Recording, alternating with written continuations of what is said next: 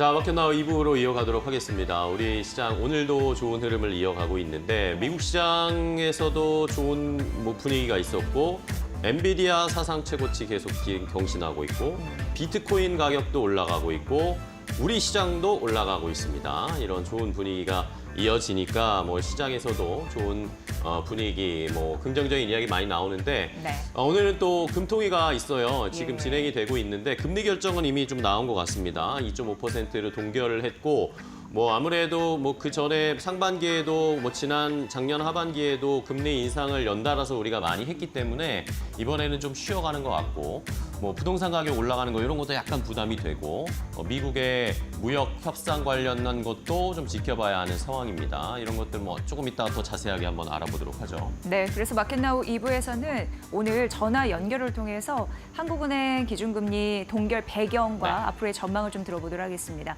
윤여선 메리츠증권 연구위원 연결돼 있습니다. 안녕하세요. 네, 안녕하십니까? 네. 예측대로였습니다. 어떻게 보셨습니까? 네, 이번 금통위는 예상대로 기준금리 현행 2.5%에서 동결을 결정했는데요.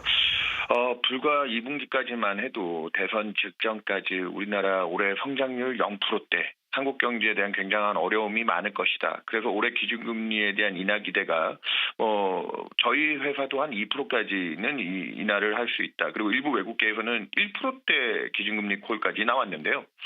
대선 이후 분위기가 많이 좀 바뀌었습니다.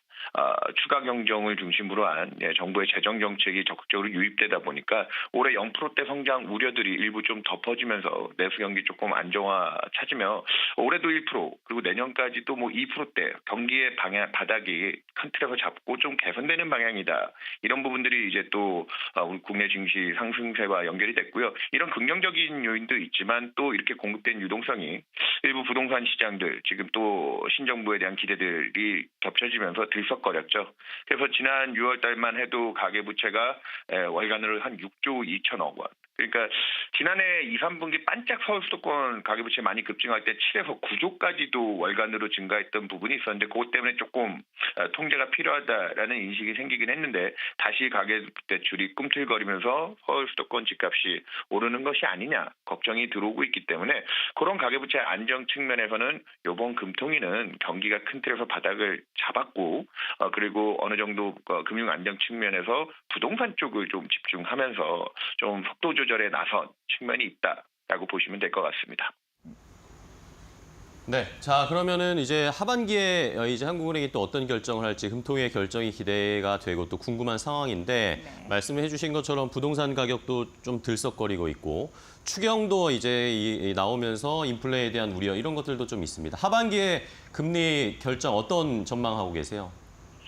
일단은 지금 아직도 미국 간에 이제 우리가 상호관세 협상도 남아있긴 하지만 그 부분은 이 앞에까지 그랬듯이 트럼프 대통령은 적극적으로 믿을 수가 없죠. 그 반 정도를 믿는다고 하면 관세 충격에 따른 경기 위험 요인은 아주 크지는 않을 거다. 방금 인플레이션 얘기도 좀 걱정하긴 하셨지만 부동산 가격 쪽에서 이제 대출 규제나 이제 이런 물량 통제가 되고 있기 때문에 그런 부분에서 신정부의 정책 동향은 기업 활동 등 이런 쪽에서 그래서 이제 주식시장의 활성화나 이런 쪽으로 연결이 되고 있죠. 그렇기 때문에 금리 인하에 대한 기대는 금리의 이제 필요성은 경기 쪽 부양에 대한 필요는 올해 그래도 1% 겨우 넘기는 성장일 거기 때문에 아직까지는 성장이 부진하거든요. 지난해 10월 달 첫 인하를 시작하면서 3.5% 기준금리를 지금 반년 조금 한 3분기 동안 100bp를 낮춰줬는데 아직은 한 발의 총알이 남았다. 그리고 지금 하는 총재도 5월 금통위까지 아직까지는 인하 기조에 있고 충분히란 단어를 썼기 때문에 부동산 측면에서 금융 안정 쪽은 가계대출이 컨트롤하면서 한은의 통화정책은 한 번 정도 경기를 조금 더 지원할 수 있는 측면에서 약속한 인하라고 보시는 게 맞겠죠.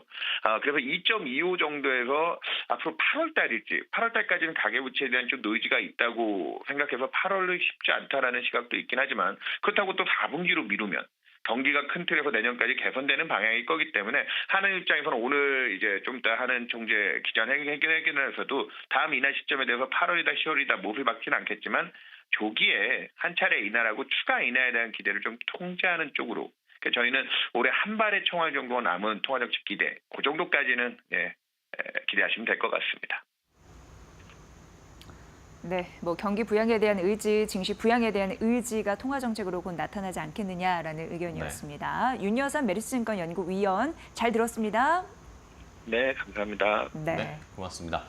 자, 이렇게 금리 결정에 대한 전망도 들어봤습니다. 하반기에는 어쨌든 한 번 정도는 더 금리 인하할 가능성이 있기 때문에 이게 또 증시의 부양과도 연결되어 있는 것이기 때문에 어떤 추이, 어떤 결정이 나올지도 저희 잘 지켜보도록 하겠습니다.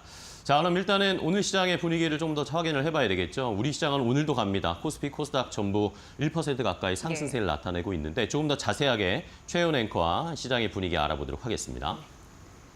네, 오늘도 코스피는 다시 한번 연고점을 경신했습니다. 3,100선뿐만이 아니라 3,160선까지 넘어서면서 오늘 시장 아주 강력한 흐름을 보여주고 있는데요.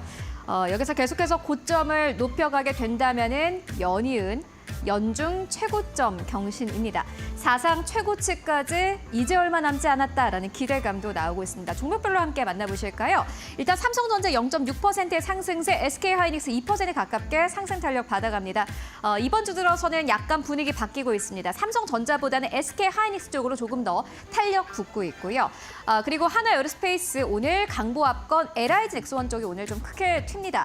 방산 가운데서도 매일 순환매가 일어나는 모습 함께 확인하실 수 있고 금융주 오늘 약간의 조정입니다. KB금융지주 0.9% 하락세, 신한지주 0.6% 하락세, 하나금융지주가 오늘 조금 조정이 가파릅니다. 0.9% 하락으로 2%대 하락으로 거래가 되고 있는 상황이고요.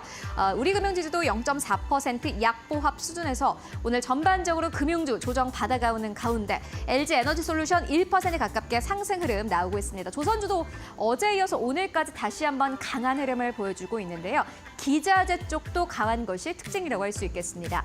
HD현대중공업 1.5%대 상승 흐름 나오고 있고 오늘 효성중공업 같은 경우는 4%대 상승 나오고 있습니다. 전력 쪽도 나쁘지 않은데요. HD현대일렉트릭 1.5%대 상승 나오면서 오늘 대체적으로 지금까지의 주도주 쪽으로의 온기 다시 한번 확산되고 있는 모습 보여주고 있고요. 무엇보다 삼성바이오로직스의 주가 흐름 보이십니까? 거의 6% 가깝게 급등세 나타내고 있습니다. 미국 쪽에서 제약 쪽에 부과하려고 했던 관세를 1년 더 유예하겠다라고 발표를 하면서 오늘 시장에서 제약 바이오 쪽으로 특히나 강세 흐름을 보여주고 있는데 미국으로 수출을 많이 하는 기업들 중심으로 오늘 시장에서 특히나 강세 나오고 있습니다. 바이넥스, 삼바와 같은 기업들 오늘 시장에서 강세 탄력 받아가고 있고요. 셀트리온 강보합 수준에서 거래가 되고 있습니다. 유한양행도 오늘 시장에서 2%대 상승세, SK바이오사이언스도 5%대 상승 나오고 있고요. 그 이외 플랫폼주 같은 경우에는 오늘 하락합니다. 현재 네이버 같은 경우 1% 가깝게 하락, 카카오도 0.8% 하락하면서 네이버, 카카오도 역시나 마찬가지로 어제 급등 이후로 약간 쉬어가는 흐름 보여주고 있습니다. 그렇다면 코스닥 쪽은 어떨까요? 코스닥의 시가총액 상위 기업들 만나보시죠. 알테오젠이 잘 갑니다. 알테오젠이 4% 이상 강세 탄력 보이면서 오늘 코스닥 지수 전체를 좀 이끌고 있는 분위기 나오고 있는데 알테오젠에 대한 투자 심리가 이전보다 확실히 나아졌습니다. 코스피 이전 상장 이슈가 나온 이후부터 주가는 연이어서 상승 탄력을 보여주고 있고 제약바이오 쪽으로 오늘 시장 온기가 좀 넓게 퍼지면서 알테오젠 대장주로서의 역할을 톡톡히 하고 있습니다. 4% 이상의 급등세. 반면에 어제 급등이 나왔던 파마리서치는 오늘 3%대 조정 나오고 있습니다. 다만 파마리서치 시가총액 5위권에서 4위권까지 진입이 된 상황입니다. 이제 HLB와도 시가총액 차이가 4천억 원 정도가 나고 있는 이 상황인데요. 일단은 오늘 시장에서 약간의 조정이지만은 계속해서 실적에 대한 기대감 가지고 가면서 파마리서치 주가 연이어서 상승 탄력을 받아가고 있는 점 함께 확인해 보시면 좋을 것 같고 그리고 최근 들어서 파마리서치가 하락하면은 파마리서치가 하락하면은 휴젤이 가는 그러한 장을 보여주고 있는데 오늘 휴젤도 빠집니다. 0.4%의 하락으로 거래가 되고 있고 펩트론과 같은 비만 치료제 쪽도 오늘 괜찮습니다. 펩트론 1.9%대 상승, 올릭스와 같은 기업들은 오늘 5에서 6%대 상승 흐름 나오고 있는 모습 특징적이라고 할 수 있겠습니다. 보로노이도 4%대 상승, ST팜도 3%대 상승, 제약바이오 쪽으로 확실히 오늘 시장 분위기 괜찮고요. 태성이 오늘도 갑니다. 5.5%대 상승, 조선 쪽 안에서도 기자재 쪽 최근 들어서 잘 가고 있는 상황이고 피팅 쪽이 특히나 최근 들어서 시장에서의 기대감 높게 가지고 가고 있습니다. 조선뿐만이 아니라 원전 쪽의 기대감도 가지고 가고 있기 때문인데 오늘 시장에서 상승 탄력을 아주 강력하게 가지고 가고 있고요. 이오테크닉스 7.8%대 상승, TCK 1.8%대 상승 흐름 나오면서 오늘 반도체 소부장단 안에서도 약간의 선별적인 흐름 나오고 있는 게 특징이라고 할 수 있겠습니다. 그리고 오늘은 보시다시피 엔터 쪽은 약간의 조정입니다. SM 1%대 가깝게 하락, JYP 엔터 1.4%대 하락 나오면서 거래가 되고 있고요. 그리고 게임주는 연이어서 조금 하락하는 흐름을 보여주고 있습니다. 위메이드 1%대, 넥슨 게임즈 1%대 하락 나오고 있습니다. 간밤에 비트코인이 사상 최고치를 경신하면서 사실 게임주에 대한 기대감 가지고 갈 법한데 오늘 시장에서도 약간 부진한 흐름 보여주고 있고요. 이어서 오늘 지수 상황 함께 만나보고 가시죠. 다만 지수는 여전히 순항 중입니다. 다시 한번 52주 최고가를 경신하면서 3,157선에서 거래가 되고 있습니다. 연이어서 계속해서 고점을 경신하는 모습 보여주고 있고요. 코스닥도 0.7% 상승하면서 795선에서 거래가 되고 있습니다. 이어서 코스피 안에서의 수급 동향 함께 만나보시죠. 네, 오늘 코스피 안에서는 외국인과 기관이 팔아치웁니다. 다만 외국인과 기관의 매도 물량의 경우에는 외국인이 조금 더 적습니다. 500억 원 가깝게 현재 매도세 나타내고 있는 상황이고요. 이게 반전될 수 있을지 오늘 끝까지 함께 확인해 보시면 좋을 것 같고 이어서 코스닥 매매 동향 함께 만나보고 가시죠. 네, 시장은 강세입니다. 오늘 외국인과 기관은 팔지만 그럼에도 불구하고 개인의 힘으로 잘 가고 있는데 또 외국인과 기관의 매도 물량이 크지 않다라는 점이 시장에 현재 힘을 보태주고 있습니다. 네, 이렇게 전반적인 시장 상황 함께 알아보고 왔고요. 그렇다면 지금 투자자들은 어떠한 기업과 업종에 관심을 두고 있을까? 이어서 싱크풀을 통해서 만나보시죠. 자, 시장의 분위기 조금 더 자세하게 엔싱크풀을 통해서 확인해 보겠습니다. 우리 시장이 일단은 코스피는 지수가 많이 올라왔는데 코스닥은 그거만큼 따라가지 못했거든요. 오늘은 코스닥이 800선을 도전하는 요 포인트를 또 주목을 하셔야 할 것 같습니다. 그동안 상대적으로 못 올라왔던 코스닥이 어제 오늘 선전을 하고 있다라는 것을 잘 체크를 해보시고요. 자, 싱크풀을 보시면 오늘 시장에 주도하고 있는 업종은 역시 반도체 관련된 종목들입니다. 반도체, HBM, 유리기판까지 이렇게 삼각편대 이루면서 삼성전자, SK하이닉스가 최근에 조금 쉬다가 다시 오늘 상승 탄력을 나타내면서 특히 SK하이닉스가 더 상승 탄력이 잘 나타나고 있고요. 여기에다가 엔비디아의 주가도 잘 가고 있죠. 엔비디아 가지고 계신 분들은 요즘 흐뭇하실 텐데 엔비디아의 주가도 계속 올라가다 보니까 결국엔 시총이 4조 달러까지가 됐습니다. 5천조가 넘는 엄청난 시총을 기록을 하고 있는 상황이고 이러다 보니까 엔비디아가 가니까 자연히 SK하이닉스가 가고 SK하이닉스 밑에 또 HBM 관련된 종목들이 가고 있는 상황. 여기에 플러스 알파로 유리기판까지 잊을만 하면 유리기판이 다시 올라오고 이 이슈를 받으면서 상승 탄력 나타나고 있는 상황입니다. 자, 이외에도 오늘은 또 암호화폐 그리고 STO 관련된 종목들이 또 관심을 많이 받고 있는데요. 반도체뿐만 아니라 이제 오늘은 또 좋은 흐름을 나타냈던 것이 암호화폐 관련해서 비트코인의 가격이 또 11만 2천 달러까지 넘어섰어요. 시장에서 어쨌든 계속해서 비트코인도 조금씩 고점을 높여가고 있는데 이러니까 오랜만에 비트코인 암호화폐 관련된 종목들이 상승 탄력을 나타내고 있고요. 스테이블 코인에 한동안 좀 많이 집중되어 있었는데 스테이블 코인 관련된 종목들이 조금 조정을 받다 보니까 이제는 그 다음으로 생각해 봐야 할 것이 STO, 증권형 토큰 이런 것들에 대한 법안도 이제 뭔가 통과될 수 있지 않을까라는 기대감, 정책적으로도 뒷받침될 수 있는 상황이기 때문에 STO 관련해서도 다시 한번 저희가 잘 주목을 하고 한번 기다려봐야 되겠습니다. 자, 오랜만에 로봇주들이 다시 반등을 좀 나타내고 있고요.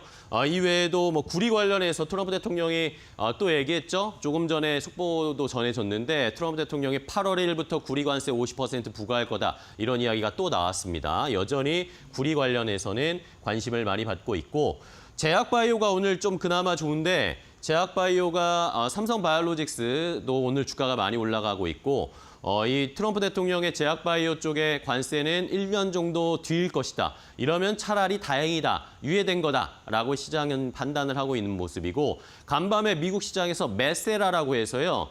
이 비만 치료제 관련된 기업의 주가가 많이 올라갔습니다. 우리나라에서는 D&D 파마텍이 메세라와 함께 협업을 하면서 사업을 하고 있는 상황인데 이러다 보니까 오늘은 또 제약바이오 중에 비만 치료제 관련된 종목들이 주가가 잘 흘러가고 있는 시장의 분위기입니다. 그에 비해서 최근에 많이 올라왔던 증권주라든지 지주회사 관련해서는 오늘은 조금 쉬어가면서 차익 실현 매물이 나타나고 있다 보니까 조금은 아쉬운 모습을 나타내고 있고 엔터주들도 오늘은 조금 좋지가 않은데 어제도 이야기 나왔죠. 하이브의 방시혁 의장과 관련해서 이와 관련해서 주가와 관련한 부정거래가 좀 있다라는 이야기가 나오면서 악재로 작용을 했습니다. 어제 이어서 오늘도 이야기가 좀 부각이 되면서 시장에서는 엔터주들이 조금 주가가 하락하고 있는 양상입니다.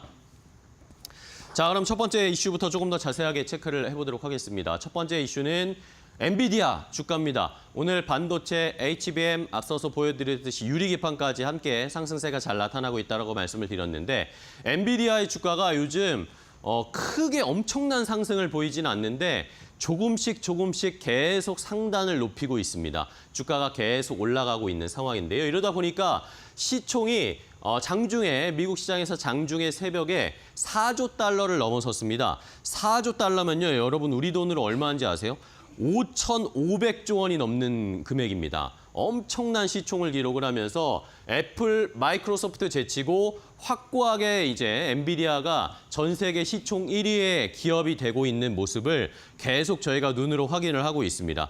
지난해 2월에, 작년 2월에 엔비디아가 시총이 처음 2조 달러를 넘어섰거든요. 근데 이 속도가 엄청나게 빠른 겁니다. 지난해 6월에 3조 달러대에 진입을 했고요. 그 후에 1년 정도 만에 4조 달러 시총이 넘어선 것입니다. 이러다 보니까 앞으로 엔비디아의 주가가 어느 정도까지 갈지 2023년으로 더 거슬러 올라가 보면 2023년 초 이후에 엔비디아의 주가 시총이 10배가 증가했습니다. 엄청난 속도로 엔비디아는 상승세를 보여주고 있고 여전히 AI 시장에서 엔비디아의 지위는 확고하다. 라고 시장에서는 계속 평가들이 나오고 있고요. 앞으로 엔비디아의 칩은 더 쓰면 더 썼지 덜 쓰진 않을 것이다 라는 그런 해석들도 계속 나오고 있죠. 이러다 보니까 우리의 시장에서도 엔비디아와 연관되어 있는 종목들이 훨씬 더 주가가 잘 가는 모습입니다. 삼성전자 그리고 삼성전자보다 SK하이닉스, 그 SK하이닉스 밑에 한미반도체, 이수페타시스 뭐 이런 식으로 계속 좋은 우상향 패턴이 나오고 있죠. 자, 여기에다가 반도체가 또 좋은 이유가 지금 구형 디램 가격이 올라가고 있다라는 그런 시장의 평가들이 나오고 있습니다. DDR4의 가격이요, 최근에 계속 좀 올라가고 있는 상황인데 지난달에 20% 넘게 상승세를 나타냈는데 이제 조금 더 이번 달에도 디램 가격 더 올라갈 것이다라는 그런 이야기들이 나오고 있습니다. 이러면 구형 디램, 그러니까 DDR4를 파는 우리 업체들도 실적 개선에 어느 정도의 좀 좋은 흐름을 나타낼 것이고 최근에 DDR5 신형보다 DDR4의 가격이 더 많이 올라가고 있답니다. 이러다 보니까 실적 개선에도 분명히 어느 정도 단기간에는 영향을 줄 것이기 때문에 잘 주가의 흐름이나 디램의 가격을 파악해 보셔야 되겠습니다. 자, 그럼 오늘 우리 시장에서 반도체 또 HBM 관련된 종목들 주가 어떻게 흘러가고 있는지 함께 확인해 보겠습니다. SK하이닉스 필두로 긍정적인 흐름들이 나타나고 있네요. 일단 삼성전자부터 보도록 하겠습니다. 오늘 반등입니다. 5거래일 만에 반등세 나와주고 있는데 6만 원 선 위에서 움직이고 있고요. 다만 외국인의 매도세는 5거래일 연속 이어지고 있다라는 약간 좀 아쉬운 포인트는 좀 전해드리고요.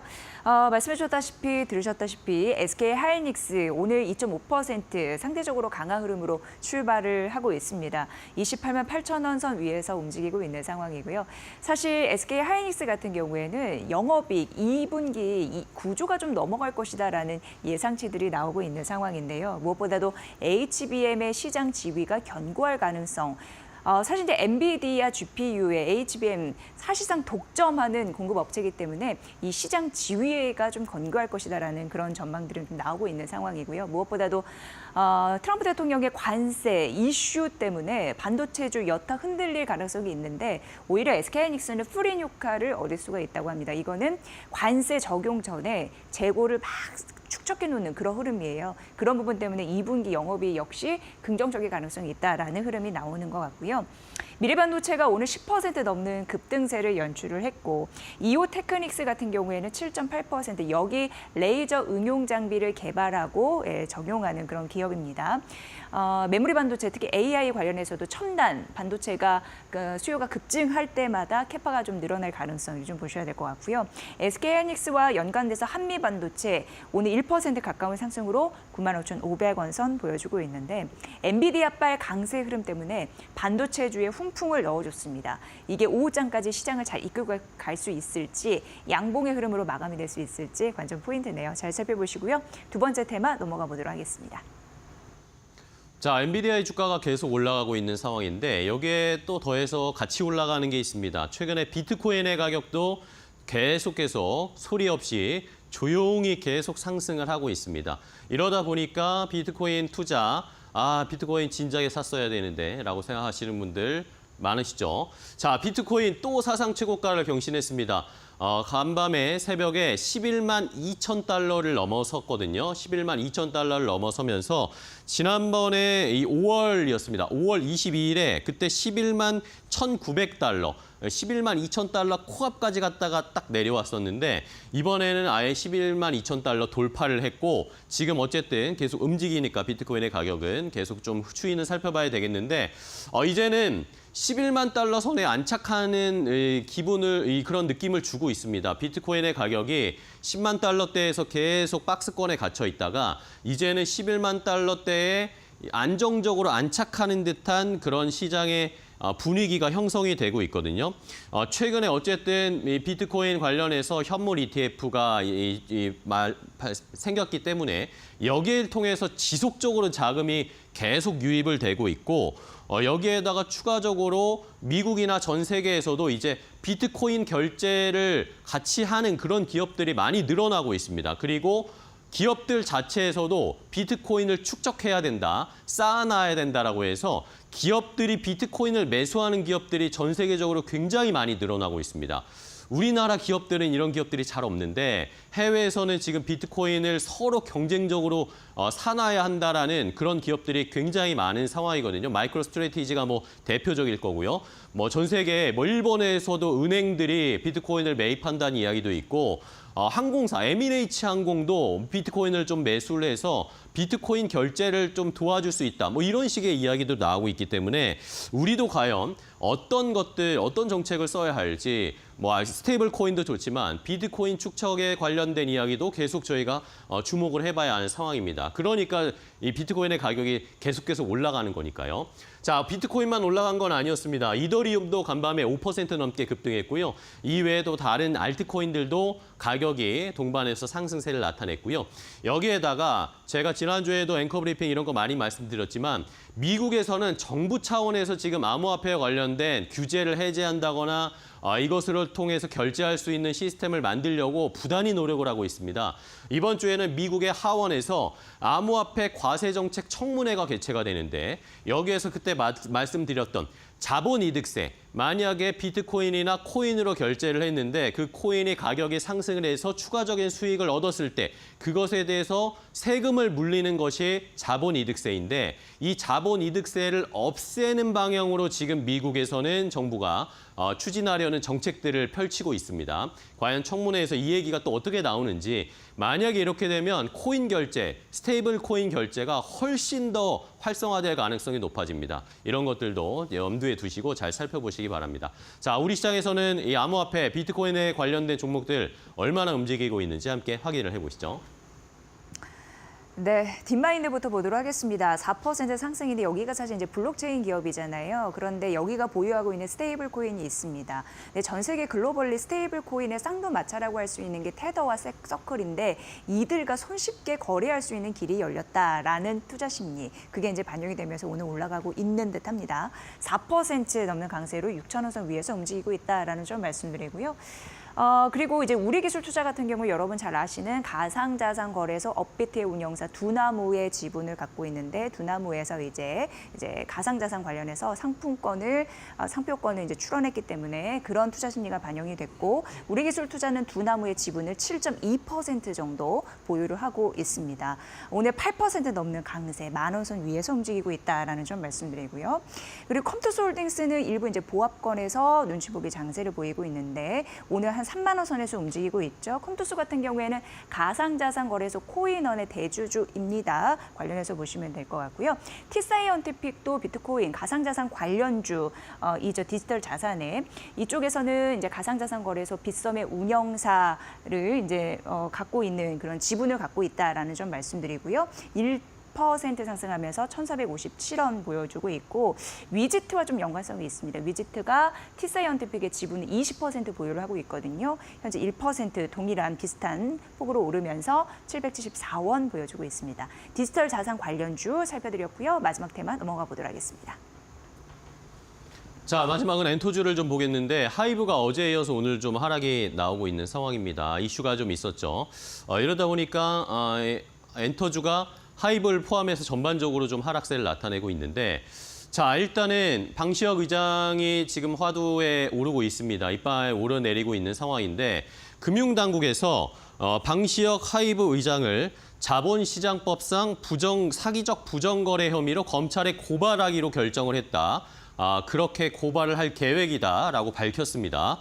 자, 2020년으로 우리가 거슬러 올라가 봐서 하이브가 상장을 할 때 그 당시에 정말 많은 관심을 받았었잖아요. 근데 이 하이브를 상장하기 전에 방시혁 의장이 지인이 설립한 사모펀드와 지분 매각 차익의 30%를 공유하기로 계약을 맺었었습니다. 그런 다음에 상장이 되고 나서 주가가 많이 뛰었죠. 그런 다음에 방시혁 의장이 거기에서 4천억 원을 받게 됩니다. 4천억 원을 사모펀드에서 정산을 받았는데 이게 이제 이슈가 되기 시작했죠. 문제가 되기 시작을 했습니다. 작년에도 이런 이야기가 많이 나왔었는데 이것을 이제 금융당국에서는 보호예술을 우회하기 위해서 사모펀드를 동원한 것으로 볼 수밖에 없다라고 지금 판단을 내린 것 같아요. 그러다 보니까 이것을 사기적 부정거래로 판단을 한 것 같습니다. 이러면서 방시혁 의장을 검찰에 고발하겠다라는 것이었고요.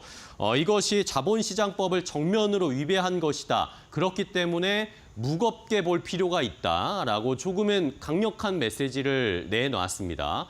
자, 이러다 보니까 이재명 정부에서 지금 계속 얘기했잖아요. 주식시장에서 사기적 거래, 부정거래, 주가 조작 이런 거 하면은 엄벌에 처할 거다라고 계속 얘기를 했었는데 그렇다면 시장에서는 이게 과연 누가 본보기로 1번 타자가 될 것인가 사실은 조금 긴장하고 있었거든요. 그런데 이게 이 방시혁 의장이 첫 번째 타겟이 될 수도 있다라는 시장의 분위기가 형성되다 보니까 촉각을 지금 곤두세우고 있는 상황입니다. 자, 일단은 하이브 측에서는 그 당시에 법률적 자문을 받았기 때문에 그러면서 주관사의 의견을 받았기 때문에 큰 문제가 없는 것이다 라고 이야기를 하는 상황이고 어쨌든 일단은 소명을 성실하게 하겠다라고 이야기를 했는데 하이브 측에서는 일단은 긴장을 할 수밖에 없는 상황이죠. 증권선물위원회에서 7월 16일에 정례 회의를 열어서 이 방 의장 관련해서 안건을 처리할 예정인데 시장에서는 아니면 금융당국 쪽에서는 검찰 고발하는 거의 방침 바뀌지 않을 가능성이 높다. 그러니까 검찰에 고발할 가능성이 굉장히 높다라는 식으로 좀 판단을 하고 있는 상황입니다. 자, 지금 뭐 증권시장 쪽에서는 금융당국에서도 주가 조작 합동대응단 마련해서 주가 조작 이거 엄벌에 처하겠다라고 계속 경고를 하고 있기 때문에 이런 종목들이 어떻게 움직일지 또 어떤 결정이 나올지를 저희가 잘 살펴봐야 되겠습니다. 마지막으로 하이브를 포함해서 엔터주들의 주가 흐름 함께 체크해 보시죠. 네, 지금 악재가 있는 하이브 같은 경우에는 어제 이어서 오늘도 추가적으로 낙폭을 확대하고 있고요. 3% 빠지면서 27만 원 선 이탈한 상황입니다. 26만 8,500원 선 보여주고 있고요. 그 외에 엔터주 같은 경우에는 실적에 대한 긍정적인 전반들은 최근 나왔어요. 근데 전반적으로 오늘 좀 빠지고 있고 YG 엔터 같은 경우에는 2분기 흑자 전환 예상되고 3분기 블랙핑크 스타디움 월드 투어가 진행이 되면서 MD 매출이 증가할 것이다라는 가능성 이 때문에 목표 주가 상향 소식도 최근 나왔습니다. SM 같은 경우에도 2분기 그래도 긍정적인 전망이 있을 것이다라는 부분이 있는데 에스파나 뭐 NCT 같은 경우에 일본 투어 가격이 예상보다 좀 높아질 가능성, 수익성이 조금 더 플러스될 가능성 이런 부분도 언급됐거든요. 참고를 해보시면 될 것 같습니다. 전반적으로 한 1% 정도 그리고 하이브는 3% 빠지는 엔터주 흐름까지 잠시 살펴드렸습니다. 네, 자 시장의 분위기 이렇게 함께 확인을 해봤습니다. 이슈가 있는 것들을 함께 짚어봤는데 그래도 시장은 여전히 좀 강합니다. 코스피, 코스닥 모두 함께 상승 탄력을 나타내고 있는 상황이어서 네. 좋은 흐름 어느 정도까지 이어질지, 또 외국인의 수급도 이제 외국인의 수급이 들어와야 또 한 번 또 지수가 점프업을 할 수 있는 상황이니까 네. 함께 계속 시장의 분위기는 지켜보도록 하겠습니다.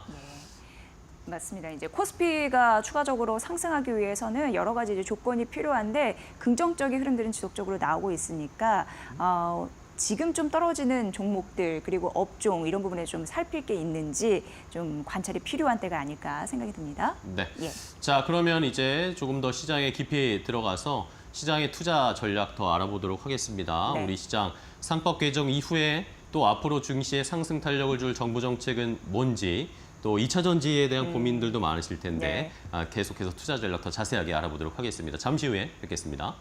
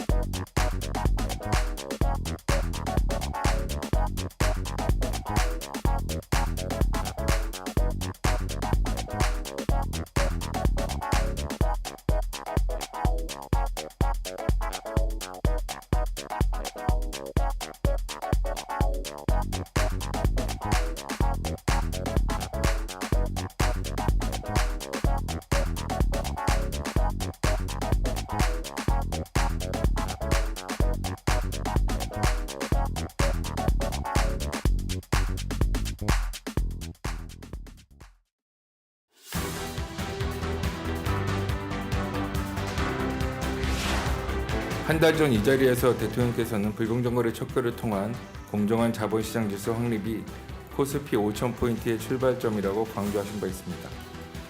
관계기관 간의 협업 강화 그리고 부실 상장사 신속 퇴출 등 즉시 시행 가능한 실천 방안을 신속히 집행하고 필요한 제도 개선도 속도감 있게 추진해 나가겠습니다.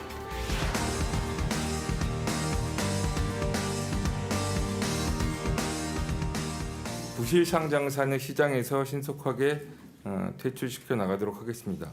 부실 기업이 이 상장 시장에 오래 남아 있으면 주식 시장의 신뢰와 성장에 저해되고 주가 조작 등 불공정 거래에 악영될 우려도 매우 큽니다. 시가총액이나 매출액 등 상장 유지 여건을 글로벌 스탠다드에 맞게 단계적으로 강화하고 상장 폐지 심사도 3심제에서 2심제로 축소하는 등 효율화해서 부실 상장사는 시장에서 적시에 퇴출될 수 있도록 하겠습니다.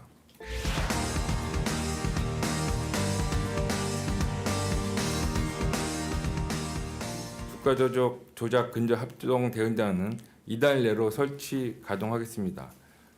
합동 대응단을 중심으로 중대한 불공정 거래 행위를 신속히 심리 조사하고 즉시 집행할 수 있는 금전 비금전적 제재 수단을 활용하여 원스트라이크 아웃 사건을 금년 중에 다수 만들어낼 수 있도록 유관기관과 합동으로 노력을 하겠습니다.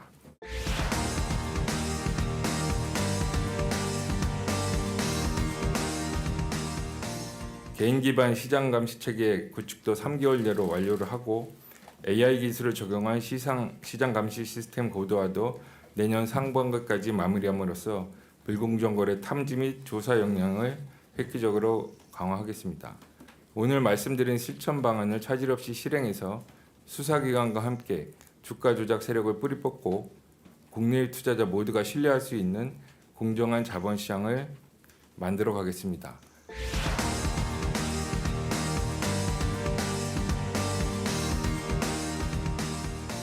주가 조작이나 허위 공시 외에도 분식회계도 자본시장의 질서를 어지럽히고 물을 흐리는 요인으로 작용을 합니다. 이에 대한 실효적인 제재 강화 방안도 그동안의 감리위 증손 논의 내용을 감안해서 마련 중에 있습니다.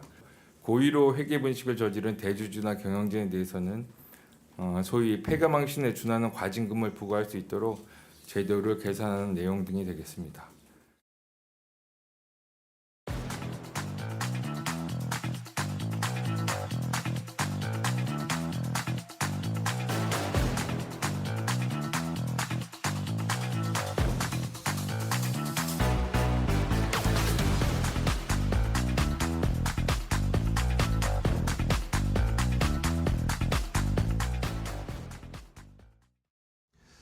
자, 마켓나우 2부 함께하고 계십니다. 우리 시장은 일단은 뭐 좋은 흐름 계속 이어가네요. 코스피가 0.78%, 0.8% 가까이 상승 탄력 계속 보여주고 있고 코스닥도 0.65%, 795포인트 선, 800선에 코스닥이 도전을 하고 있습니다.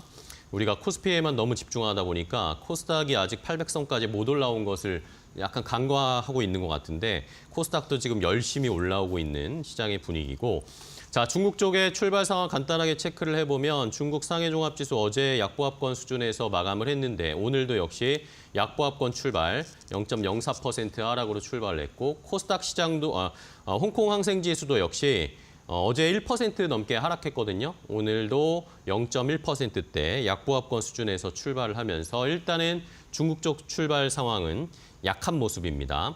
우리는 그래도 좋은 흐름, 일본 시장도 지금 0.5% 정도 빠지는데 그래도 우리 시장은 여전히 빨간불을 켜고 있습니다. 자, 우리 시장 이렇게 강한 이유는 뭐 다 아시죠? 정부 정책 지금 증시를 강화하고 더 올리기 위한 여러 가지 정책들을 펼쳐내고 있습니다. 지난주에 상법 개정안 통과가 됐고 이번 주에도 또 여러 가지 이슈들이 있는데 앞으로 어떤 투자 전략을 세워야 할지 정부 정책과 발맞춰서 한번 투자 전략 세워보겠습니다. 오늘은 레몬 리서치의 김민수 대표와 함께하겠습니다. 대표님 안녕하세요. 안녕하십니까. 네, 반갑습니다. 네. 자, 시장 뭐 좋습니다. 어떻게 보세요, 요즘 시장? 좋으면 좋은 대로 또 맞춰가는 게. 예. 그리고 우리 앵커님도 이제 돈 좀 버셔야죠. 예, 그렇게 이제는요? 네. 이제 정부가 나서서 돈 좀 벌으라라고 이렇게 이것저것 끌어가고 있는 상황들을 보니까, 그쵸. 네, 이럴 땐 해야죠. 어떻게 하겠습니까? 예, 그냥 너무 정부 정책에 반하지 말라. 그렇죠. 예, 돈 정부 좀, 정책에 네, 그래서 이제 부동산 말고, 예, 이것도 뭐 어떻게 보면. 물꼬를 좀 이쪽으로 트는 과정 아니겠습니까? 네네. 네, 그런 쪽에서 여러 가지 얘기가 나오다 보니까 거기에 동참하라라는 쪽으로 보게 되면 예, 하셔야죠. 뭐 ETF건 뭐건 예, 한번 또 가보시는 사야 걸로. 됩니까? 열심히. 아직도 안 예. 네. 그러면서 이제 계속 또 성법 개정 관련된 얘기가 나오기 시작하죠. 네. 예, 그리고 또 오늘 같은 경우는 방금 보니까 또 금리는 동결했더라고요. 네, 한국은행에서 한국은행 네, 동결했습니다. 금통이 결정해서 금리는 동결인데 조금 있다가 뉘앙스는 계속 완화된 얘기 쪽으로 나오지 않을까 그런 쪽들도 좀 봐야 될 것 같고 그다음 오늘이 또 옵션 만기일입니다. 그렇죠. 네, 저희가 이제 보통 상승 추세 쭉 가다가 옵션 만기일 나오게 되면 약간 출렁임도 걱정을 많이 흔들리는데. 했거든요. 네, 근데 그런 것에도 아랑곳하지 않고 최근에 어떤 주도적인 섹터가 뭐냐라고 했을 때 최근 2, 3일 사이에서는 지주사 증권주입니다. 그렇죠. 네. 안 빠져요, 이쪽이. 오늘 조금 주춤하면은 다른 쪽으로 섹터가 좀 움직이나 봤더니 역시나 그쪽은 단단합니다.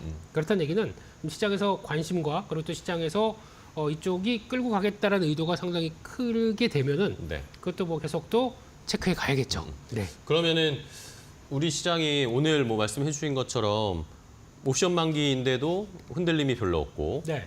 뭐 이번 주에 사실 트럼프 관세 유예 이 시한이 다가왔는데도 네. 이것도 뭐 전혀 영향을 안 주고 그리고 삼성전자 실적도 최악으로 나왔는데도 우리 시장이 계속 간단 말입니다. 네. 이런 것들을 다 이겨내는 건 결국에는 이 다른 말씀드린 세 가지, 네 가지 요인보다 우리나라 정책, 이 정부의 정책이 더 세다라고 생각하면 되는 건가요? 그렇죠. 이제 차 떼고 포 떼고 예, 다 본다고 하더라도 안 좋은 거 인정. 네. 그런데 지금 저희가 느끼는 건 그거죠. 그러면 한국 증시가 전통적으로 약간 좀 많이 좀 저평가를 받았던 부분들이 네. 이게 정부 주도하에 뭘 바꾸겠다라고 하는 의도를 거기가 이게 실현 가능하겠느냐 안 가능하겠느냐 그걸 바라보는 것 같습니다. 네. 특히 이제 삼성전자 같은 경우도 그렇습니다. 지금 실적이 안 나왔어요. 근데 안 나오게 되면은 저희가 생각하는 게 일단 성장 밸류 아니면 실적 관련된 모멘텀은 없다라고 네. 보는데 지금 보죠. 삼성전자가 저가일 때 항상 보게 되면 PBR 한 배. 예. 이 정도 수준 쪽에서는 저점을 만들었다라고 네. 하게 되면 지금 거기서 이걸 팔아야 돼? 라는 또 관점들이 나오겠죠. 삼성전자 PBR 얼마입니까? 지금 한 1점 조금 넘었나요? 1.1배가 안 될 거고 1.09배, 08배 뭐 이 정도쯤 될 겁니다. 그러니까 한 배 정도 수준 쪽에서 그렇다고 삼성전자 실적은 없다고 그 실적 많이 꺾였다고 하더라도 망하는 거 아니고 네. 네. 그런 관점이다 보니까 게다가 배당도 주겠고 자사주 매입 들어오게 되면은 그냥 방어는 하겠고 란 정도로 들어오다 보니까 일단 시장에서는 그래 그 정도 인정 이런 모습으로 나온 것 같고 하지만 그거는 시장의 어떤 지수와 함께 쓰는 용도로 본다고 하게 되면 실적에 대한 모습들은 어차피 지금 시대는 하익스 아니야, 하익스 배수 이런 쪽으로 가는 거죠. 이거는 지수 크게 안 밀리고 네. 뭐 이런 쪽으로 보는 현상이다 보니까 지금 분위기는 뭐 지수를 이용하는 쪽 그리고 또 시장을 거기서 이제 또 바라보는 쪽 이쪽은 좀 다를 수가 있기 때문에 그런 관점으로 본다라고 하게 되면 괜찮을 것 같고 게다가 또 나오는 트럼프 관세 쪽 얘기는 예. 일단 뭐 여러 가지로 해석할 수 있겠지만 대표적으로 뭐 구리까지도 50% 관세 매긴다. 네. 라는 쪽들은 전형적으로 지금 시장은 어떤 쪽으로 해석하냐면은 트럼프 타코. 예. 예. always 치킨 아웃. 치킨 아웃. 예. 네. 예. 이런 쪽으로 생각을 하고 있다 보니까 그렇게 되면은 가장 큰 피해가 누굴까라고 했었을 때 쉽게 못할 거야라고 하는 부분들. 그러면 이번에도 마찬가지로 고율의 관세 특히 어제 보니까 브라질은 한 50%를 때리더라고요. 그러니까요. 네. 뭐 장사 안 하겠다는 얘기 같죠. 예, 네. 근데 지금 자세히 보게 되면 미국에서 브라질에서 미국가 흑자국입니다. 대미 흑자국인데, 근데 그 반대로 수입하는 쪽을 보게 되면은 약간 원자재 쪽을 가장 많이 수입하는 국가 중에 하나가 또 브라질이지 않습니까? 근데 거기다가 50% 관세를 때린다. 큰일 나요. 예, 그래서 그러니까 좀 그렇게 해놓고 뭔가를 또 다시 협상을 시도하겠다. 뭐 가져오라고 하겠죠. 예, 예, 그런 관점으로 보게 되면 너무 한쪽 방향으로 이어가는 것에 대해서 지금 이제 시장이 이제 이제 지겹다. 예, 그거 말고 진짜 카드가 뭘까? 이거 생각하는 분위기겠죠. 네. 좋습니다. 자, 어쨌든 뭐 우리 시장이 그만큼 강합니다. 이런 예전 같은 경우는 예를 들면 뭐 작년이나 올해 초만 했으면 이런 이야기 나왔으면 또 우수수 막 지수가 떨어지고 종목들이 떨어졌을 텐데 네. 확실히 분위기가 달라졌다라는 것은 다들 아마 시청자분들도 느끼실 거예요. 자, 그러면은 저희가 지난주에 어쨌든 상법 개정이 통과되고 나서 이제 상법 개정 그래도 뭐 저희가 약간 불멘 소리를 한 게 집중 투표제도 안 들어가고 약간은 아쉽지만 네. 그래도 의미가 있다라고 해석을 했는데 시장에서는 이 상법 개정 어쨌든 통과된 것만으로도 큰 의미가 있다라고 받아들인 것 같아요. 그렇죠. 대표님은 이제 어떻게 보세요? 네, 한 번에 모든 걸 다 넣어서 그냥 와 이제 본격적인 시작이다라고 하는 것보다 조금 몇 개 좀 빼고 네, 힘 좀 빼고 네, 그다음에 이게 끝일지 시작일지 이제 앞으로 봐라라고 하는 또 비전을 보여주는 것만으로도 나쁘지 않았다고는 생각을 해야 될 것 같고요. 그럼 그다음부터는 또 저희가 생각하는 수준만큼 네. 계속 이제 개정을 통해서 특히 정기국회나 기회를 통해서 이런 걸 푸시 들어온다 그러면 기대감은 계속 또 살아있을 수가 있겠죠. 예, 불을 계속 지피고 있다. 네. 불 꺼지지 않았다라는 쪽으로 보게 되면 시장은 거기 더 반응을 한다고 봐야 될 것 같고 네. 추가적인 얘기들도 계속 확인해야 될 것 같습니다. 네. 자, 그러면 이제 지난주에는 상법 개정안이 통과가 됐고 네. 뭐 집중 투표제 이런 것들은 계속 더 논의를 할 거다라는 민주당 쪽에서 이야기가 나오고 있고 이번 주에는 또 사실 더 뜨거운 건 아까 말씀드린 증권주 지주사가 막 다시 불타오르기 시작한 이유는 네. 자사주 소각 때문입니다. 그렇죠. 자사주 소각 의무화 법안을 지금 준비하고 어제 발의했죠? 했습니다. 발의를 한 거죠. 네. 발의를 한 상황인데 이게 구체적으로 무슨 내용인지 시청자분들이 많이 궁금해하시더라고요. 네, 자사주란 거는 그러니까 기업이 자기 주식을 보유하고 있는 것들, 예, 돈 벌어서 자사주를 이렇게 갖고 있는 비율들이나 흐름들이 의외로 국내 기업들이 꽤 많습니다. 그래요? 네, 왜냐하면 이게 무슨 얘기냐면 보자, 내가 네. 우리 회사가 아닙니다. 내가 만든 내 회사가 내 건데. 돈을 이렇게 쭉 벌다 보니까 돈이 좀 있고 그러면 자사주를 일단 이럴 때 사놓는 게 왜 유리하냐면은 경영권 방어. 그렇죠. 네. 그 내가 내 돈을 지분율 높여놓으면 되니까. 그렇죠. 그리고 혹시나 또 유사시에 또 한때 이게 또 언제 그러냐면 관제 그 외환위기 때 97년 98년 때 그때 이제 많이 기업들이 당했습니다. 그 중에 영화로 하나 나왔던 게 하나가 있었죠. 그렇죠. 진로 영화로 나와서 유해진 선배님 예. 아니죠? 예. 선생님. 네. 자꾸 착각하고 있어요, 제가. 네. 예.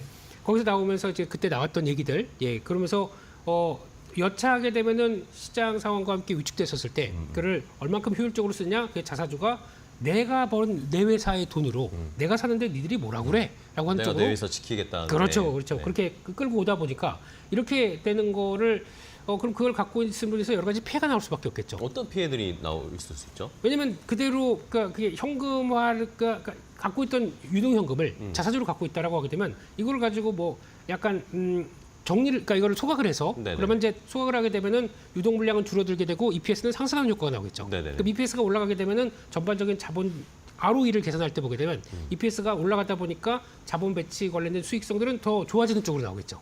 네, 이게 돼야 되는데 주가에는 전혀 관심이 없어요. 네, 주가는 그게 주가야 뭐 내가 무슨 상관이야. 어차피 낮게 되면은 내 아들한테 물려줄 때 더 좋아. 싸게 넘길 예. 수 있으니까. 상속세나 양도세 관련된 쪽으로 할 때 훨씬 더 좋기 때문에 굳이 필요 없어. 그럼 이렇게 쌀 때 자사주나 좀 사놓고 기다려. 그럼 그거 가지고 필요할 때 만약에 좀 돈이 좀 뭔가 돈이 필요하다. 그걸 그냥 시장에 파는 거죠. 블럭딜로 팔거나. 현금이 필요하면 예. 가지고 있던 자기 주식을 또 팔아서 그걸 또 현금을 해서 그걸 또 회사에서 쓰고 네. 뭐 이런 식으로 하는 그 거군요. 약간 저축을 자사주식으로 이렇게 하는 이런 과정들. 이게 결국에는 그러니까 자본주의에서 그러니까 항상 주가가 모든 걸그 시장에서 말해준다라고 그쵸? 하는 네. 미국식 자본주의 쪽에서는 이게 지금 안 통했다고 봐야 되겠죠. 그러니까 지금 우리나라 같은 경우는 워낙 싸게 유지하다 보니까 그게 그냥 암묵적인 룰로 들어왔는데 미국식 자본주의를 본다 그러면 말도 안 되는 거죠. 그렇죠. 예. 사실은 그거는 주주들의 돈이 들어간 거잖아요. 그렇죠. 예. 주주들의 돈을 그 기업의 뭐 오너라고 할 수 있는 사람이 마음대로 쓰는 거니까. 그렇게 그렇죠. 되다 보니까 그래서 뭐 이번에 이제 개정이 나오는 부분들은 일단 자사주 매입하게 되면 1년 안에 원칙적으로 소각한다. 1년 안에? 1년 안에요. 예.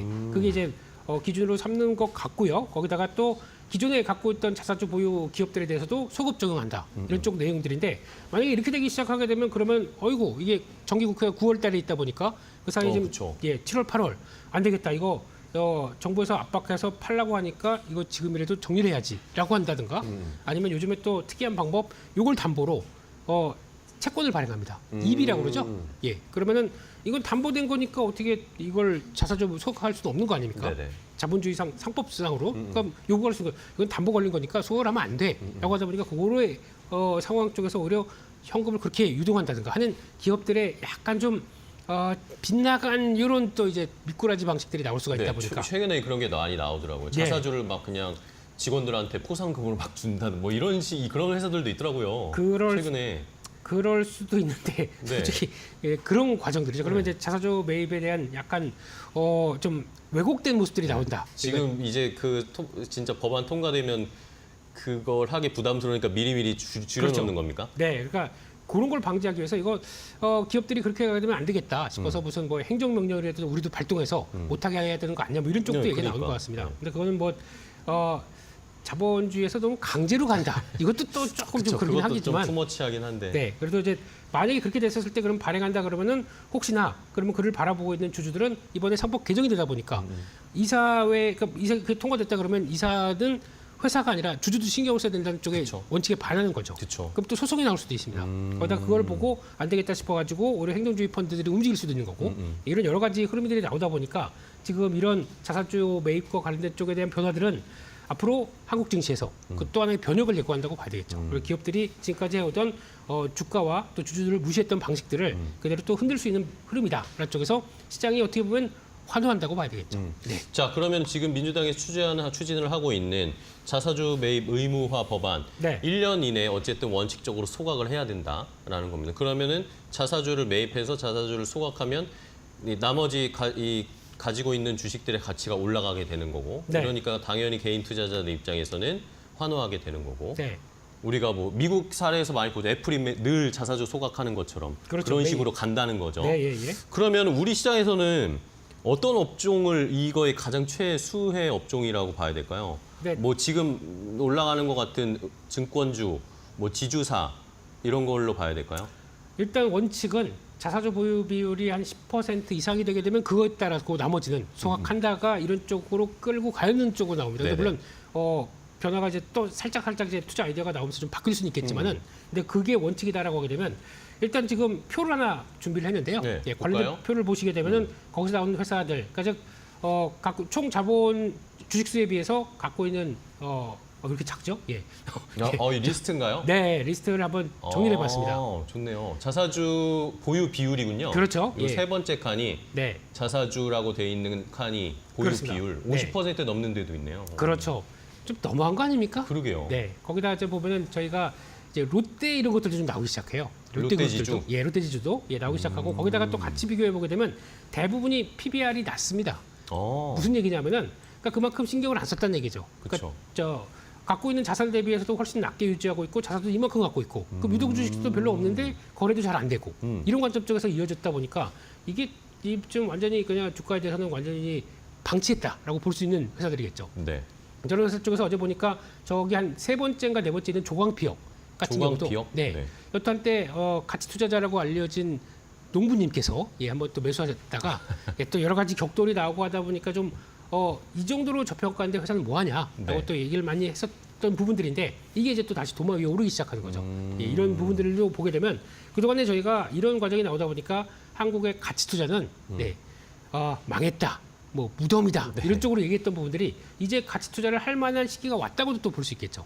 예, 이런 쪽에서 이제 종목들 같은 경우도 그래서 저기 종목들 어제 보면 대부분이 상위 그러니까 PBR 낮고 자사주 보유율 높은 종목들은 거의 다 10% 이상씩 급등했었습니다. 그죠. 어제 뭐 신영증권, 부국증권 상한가하고 막 이랬죠. 오늘도 올라가요. 네. 오늘도 한 10몇 %대 올라갑니다. 네. 이런 쪽으로 롯데지주도 많이 올랐고. 그렇죠. 예. 그런 쪽으로 보게 되면 여기서 이제 공통적으로 나올 수 있는 게 약간 보다 보니까 금융주.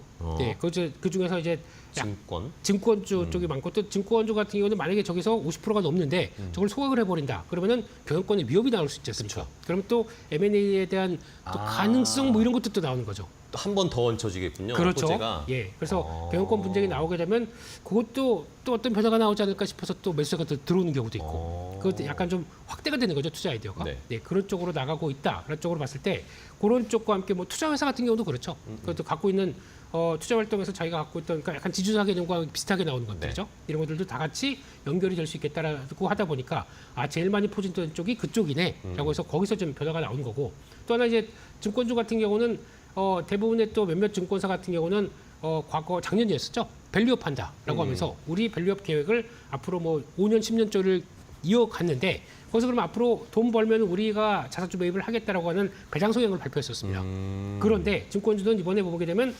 실적이 어마무시하게 좋겠죠. 그렇죠. 네. 작년엔 미국, 올해는 넥스트레이드, 그다음에 시장까지 좋아졌다. 우리나라 시장 투자자도 이제 더 많이 들어올 거고. 그렇죠. 그러면 돈을 많이 벌었습니다. 그럼 그 상황 쪽에서 배당 성향과 주주 가치를 높이겠다고 하는 쪽들을 같이 보게 되면 자사주 매입을 하겠다는 의도가 더 많아지겠죠. 그러면 자사주 매입을 하고 거기다가 소각까지 한다 그러면 자본 배치가 더 좋아지겠죠. 이게 반영되는 게 지금 증권주의 흐름이다라고 하게 되면 지금 이제 최근 들어서 PBR 뭐 한 배까지 올랐고 많이 올랐으니까 이건 됐어라고 얘기를 하지만 네. 룸이 남아 있는 거죠. 여기서 매입하고 그러니까 실적이 더 좋아서 더 많이 매입하고 소각한다. 그러면 PBR이 떨어지겠죠.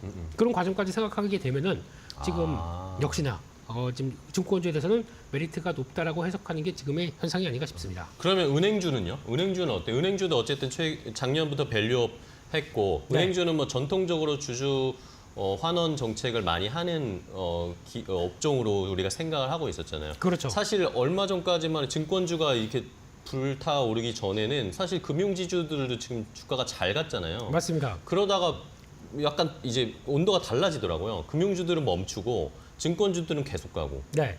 그러니까 같은 섹터에서도 하나가 달리면 또 다른 쪽도 움직이는 현상이라고 봐야 될 것 같은데 은행주 같은 경우는 일단은 차이가 뭐냐면은 제가 느끼기에는 실적의 성장 차이인 것 같습니다. 네. 왜냐하면 지금 현재 금리 인하 기조로 한국은 가고 있는 상황들이고 네네. 그렇게 되면은 예대 마진이 생각보다 그렇게 좋게 나올 리가 없겠죠. 네. 그렇게 되면 실적은 좀 정체로 가는 상황 쪽에서 계속 그래도 돈을 벌긴 벌고 있으니까 그걸 돈은 잘 가지고 벌고 있죠. 네, 그러니까 증권주의 차이는 실적이 좋아서 그걸 더 할 것이다. 저 은행주는 꾸준히 유지하는데 그럼에도 이렇게 예전처럼 유지한다라고 하게 되면 탄력은 누가 더 좋을까요? 그러면 증권주가 더 좋을 수밖에 없을 거고 또 은행주는 약간 이제 그런 게 있습니다. 최근에 부동산을 누르려고 하다 보니까 네네. 대출이 이제 아예 안 된다면서요. 신용 대출은 안 해준다면서요. 그래요? 네. 그러다 보니까 약간 또 풍선 효과 때문에 다른 쪽으로 갖는 모습들인데 그렇게 되면은 안 해주고 대출 금리를 좀 비싸게 받는다. 정책적으로 높게 유지해라고 네네. 하게 되면 그러면 그런 쪽에서 나오는 이제 룸이 있다 보니까 실적이 조금 더 예상보다는 좀 좋아지게 되면 네네. 그럼 또 정책적으로는 그거 우리가 좀 눌렀기 때문에 그래서 대출 금리가 좋아서 그 다음에 실적이 더 나왔다. 그거는 이런 데 써. 이런 거 정책적인 입김들 뭐 배드뱅크라든가 네네네. 아니면 자영업자 코로나 때 자영업자 대출 지금 300 몇십 조가 지금 거의 좀 묶여 있는 상황들인데 그걸 위해서 어떤 쪽으로 좀 해라라고 하게 되면 약간 또 정책의 입김에 따라 흔들릴 수도 있겠죠. 그러다 보니까 은행주는 다 좋긴 한데 네. 그런 것들에 대해서 약간 좀 흔들릴 수는 있겠다. 그런 것도 좀 염두해야 될 것 같습니다. 어쨌든 더 앞으로의 긍정적인 요소들은 증권주가 훨씬 더 많긴 하네요. 그렇죠? 예. 약간 그렇게 보는 게 더 네, 예, 그쵸. 현실적이지 않나 싶습니다. 네. 예. 그래서 이번 주에 이 증권주들이 그렇게 많이 올라왔습니다. 자, 그러면은 이제 이번 이제 9월 정기국회 가면은 아마 이걸 추진을 할 것으로 보이는데 네. 차근차근 저희 대표님이 지난주에 말씀해 주신 대로 차근차근 지금 계속 증시와 관련된 정책 법안들을 하나씩 통과시킬 것 같은데 네.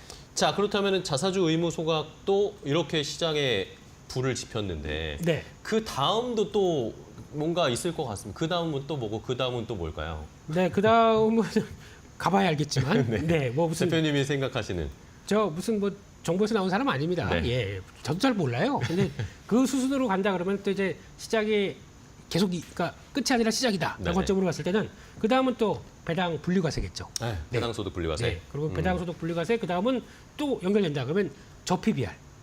줄을 또 뭔가 좀 푸시를 할 수가 있겠죠. 네네. 예, 그런 쪽으로 나오게 되면 배당소득 분리과세가 이제 가장 또 중요한 모습들이 아닌가 싶은데 지금은 네. 그렇습니다. 2천만 원 이상 이자나 배당소득, 금융소득이 나온다. 그럼 그게 종합소득세 5월달에 같이 과세가 되면서 누적으로 보게 되면 이 사람이 그러니까 누적 구간들이 있죠. 그렇죠. 네, 소득이 있고 거기다 플러스 이것까지 감안해서 누적으로 보게 되면 49%. 엄청납니다. 예. 금액상으로입니다. 절반을 거의.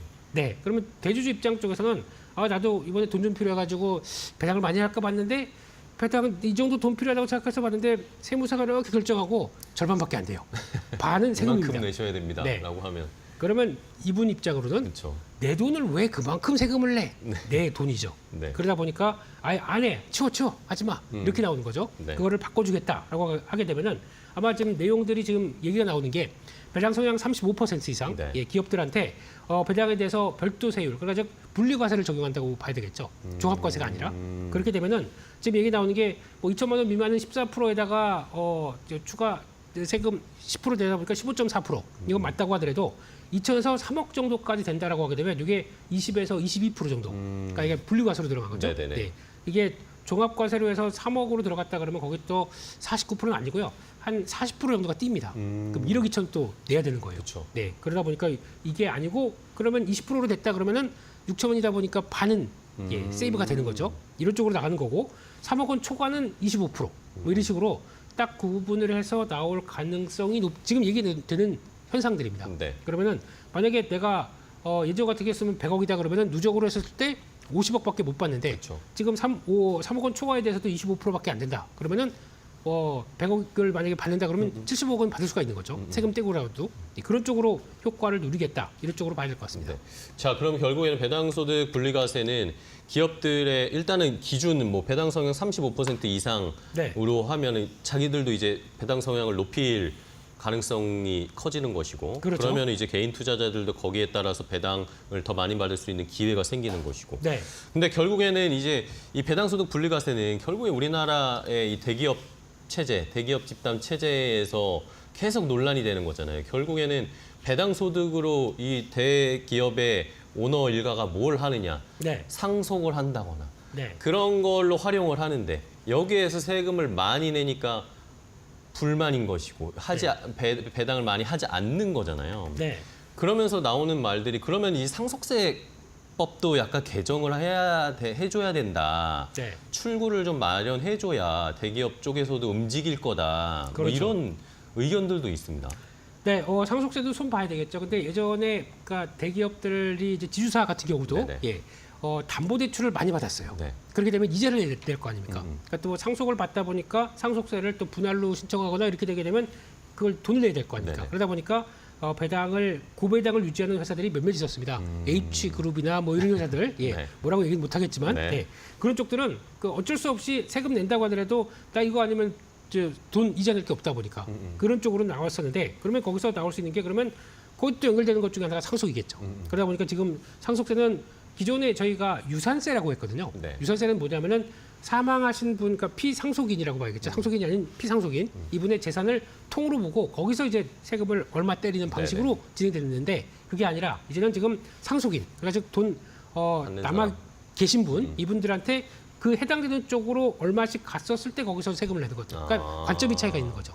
그렇게 바뀌는 관점으로 나오게 되면 아마 세율은 이제 어떻게 바뀌느냐는 조금 더 고민을 할 거겠지만 것들은 논의가 있겠죠. 그렇습니다. 근데 뭐 최고 세율도 50에서 40%로 인하한다고는 하는데 그것도 많다. 뭐 이런 얘기도 있다 보니까. 네. 근데 총액에서 줄어든 다음에 그거를 나눈 것과 해당되는 부분 쪽에서 거기서 세금이 개별적으로 나온다. 그럼 세금 차이는 크죠. 어떻게 보면. 그쵸? 네. 그렇기 때문에 조금 바뀔 수는 있겠다라는 쪽과 또 공제 부분이 좀 더 바뀐다라고 하게 되면 예전과는 좀 다르게 제가 세무사 같네요. 예, 어려워요 이쪽은요. 네, 이걸 공부 좀 해야겠더라고요. 그렇죠. 이제 앵커님처럼 이제 거부이신 분들은 자녀를 위해서는 다 그렇게 할 수밖에 없는. 결혼도 안 했는데. 그만하겠습니다. 예, 거부가 되실 거니까 네. 미리 공부하셔야죠. 자, 그러면은 만약에 저희가 이렇게 얘기한 것처럼 네. 배당소득 분리과세 여기에다가 만약에 뭐 더 나아간다면 상속세가 좀 개정이 되어서 대기업 집단들이 뭐 이제 배당 성향을 높일 수 있는 그런 요건이 된다라는 식으로 간다 치입시다. 네. 시간이 걸리더라도 그런 방향으로 간다고 생각을 하면 여기에서 이 배당소득 분리과세가 촉발이 되면서 시장에서 수혜를 받을 수 있는 것들은 뭘 봐야 돼요? 네, 일단 아무래도 그러니까 배당들을 많이 하는 고배당 쪽들 네네. 종목들을 이제 먼저 보는 게 맞을 것 같고 그러다 보니까 고배당주가 압축이 되는 관점 쪽에서 거기서 그래도 시장의 입맛과 함께 좀 같이 맞는 것들. 네. 그럼 이번에 이어졌던 뭐 자사주 의무 쪽과 이렇게 다 같이 보게 되면 정해져 있습니다. 금융주, 네, 그리고 또 금융. 통신주, 에너지주는 이제 지금은 실적 때문에 조금 주춤했지만 정유주 같은 경우 원래 고배당주였지 않습니까? 아, 실적 돌아가게 되면 바로 주겠죠. SOL 같은 거? 그렇죠. 예, 그런 쪽, 뭐 철강주도 좀 그랬었고 그런 것들뿐만 아니라 또 생활 필수 소비재는 꾸준하게 실적이 나오다 보니까 음식료 업종도 그랬고 약간 좀 안정적으로. 안정적인 배당 나왔던 회사들 대표적으로 요즘 보니까 KTNG 막 올라가는데요. 그쵸. 그런 것들도 좀 그렇게 나올 수 있겠죠. 아. 네, 그런 것도 보시는 게 맞을 것 같고 종목으로 나온다라고 하게 되면 개인적으로 금융주 쪽에서 시장에서 별로 관심 없는 삼성카드.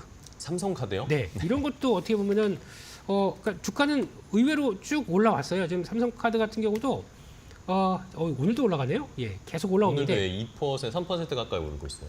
네, 배당 수익률이 5.4%입니다. 어. 네, 게다가 PBR 0.6배. 그러면 지금 보여줬던 금융주 대비해서는 그렇게 크게 못 올랐다고도 볼 수 있는 상황이죠. 그렇죠. 관심은 좀 관심권 바뀌죠. 삼성카드는. 근데 이제 카드가 이제 또 은행을 대출로 누른다 그러면 카드론 쪽이 커지다 보니까 또 거기서 나올 수 있는 것도 있고, 예, 그런 관점 쪽에서도 한번 뭐 내수의 또 하나의 바로미터 아닙니까? 그렇네요. 네, 이런 쪽도 볼 필요가 있다라고 말씀드렸고, 또 하나 KTNG 같은 경우도 아까 잠깐 말씀드렸지만 일단 해외에서 담배를 잘 팔아요. 예, 그게 뭐냐면 에세, 예, 얇은 예. 거 있죠. 그게 동남아나 중도 가게 되면은 접대하는데 이제 그게 더 고급 담배라고 하면서 프리미엄 그래요? 담배라고 얘기를 하더라고요. 예, 그래서 우리는 아저씨들이 아재 분들이 쓰는 담배로 불리죠. 예, 그게 아니라 그런 쪽으로 나온다. 그래서 요즘 주가도 괜찮습니다. 오. 이런 쪽들도 하나 변화가 될 수 있을 것 같고, 게다가 또 지주사 쪽에서는 뭐 세아베 스틸 제주도 얘기가 많이 나오는 것 같아요. 예, 이것 같은 경우도 지금 물론 움직일 때 이 회사 안에 보유한 회사 중에 그거죠.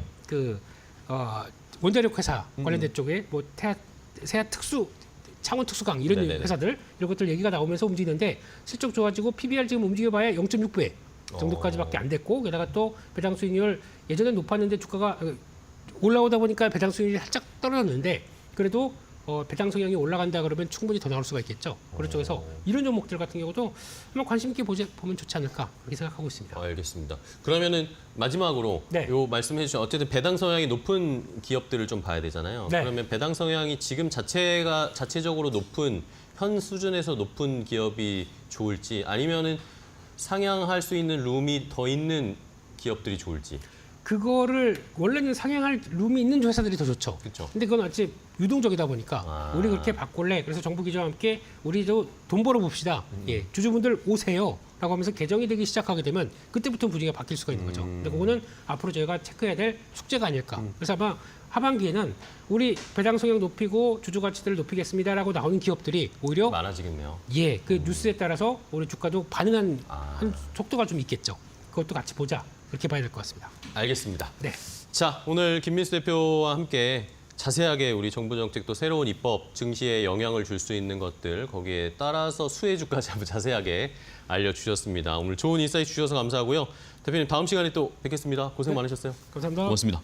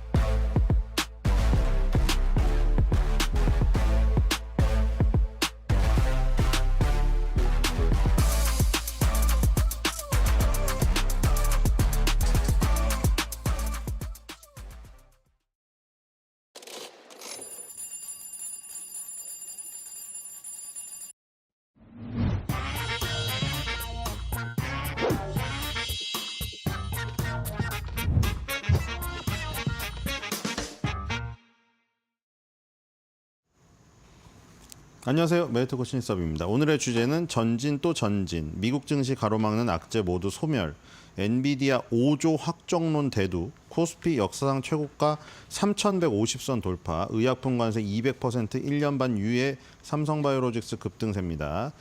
자, 그 장이 정말 좋네요. 우리나라 증시도 3,150선을 돌파하고, 자, 이 미국 증시 하시는 분들 그냥 놔두면 어느덧 배당금 들어와 갖고 예수금 늘어나는 거 경험하시죠? 그렇죠. 너무 좋잖아요.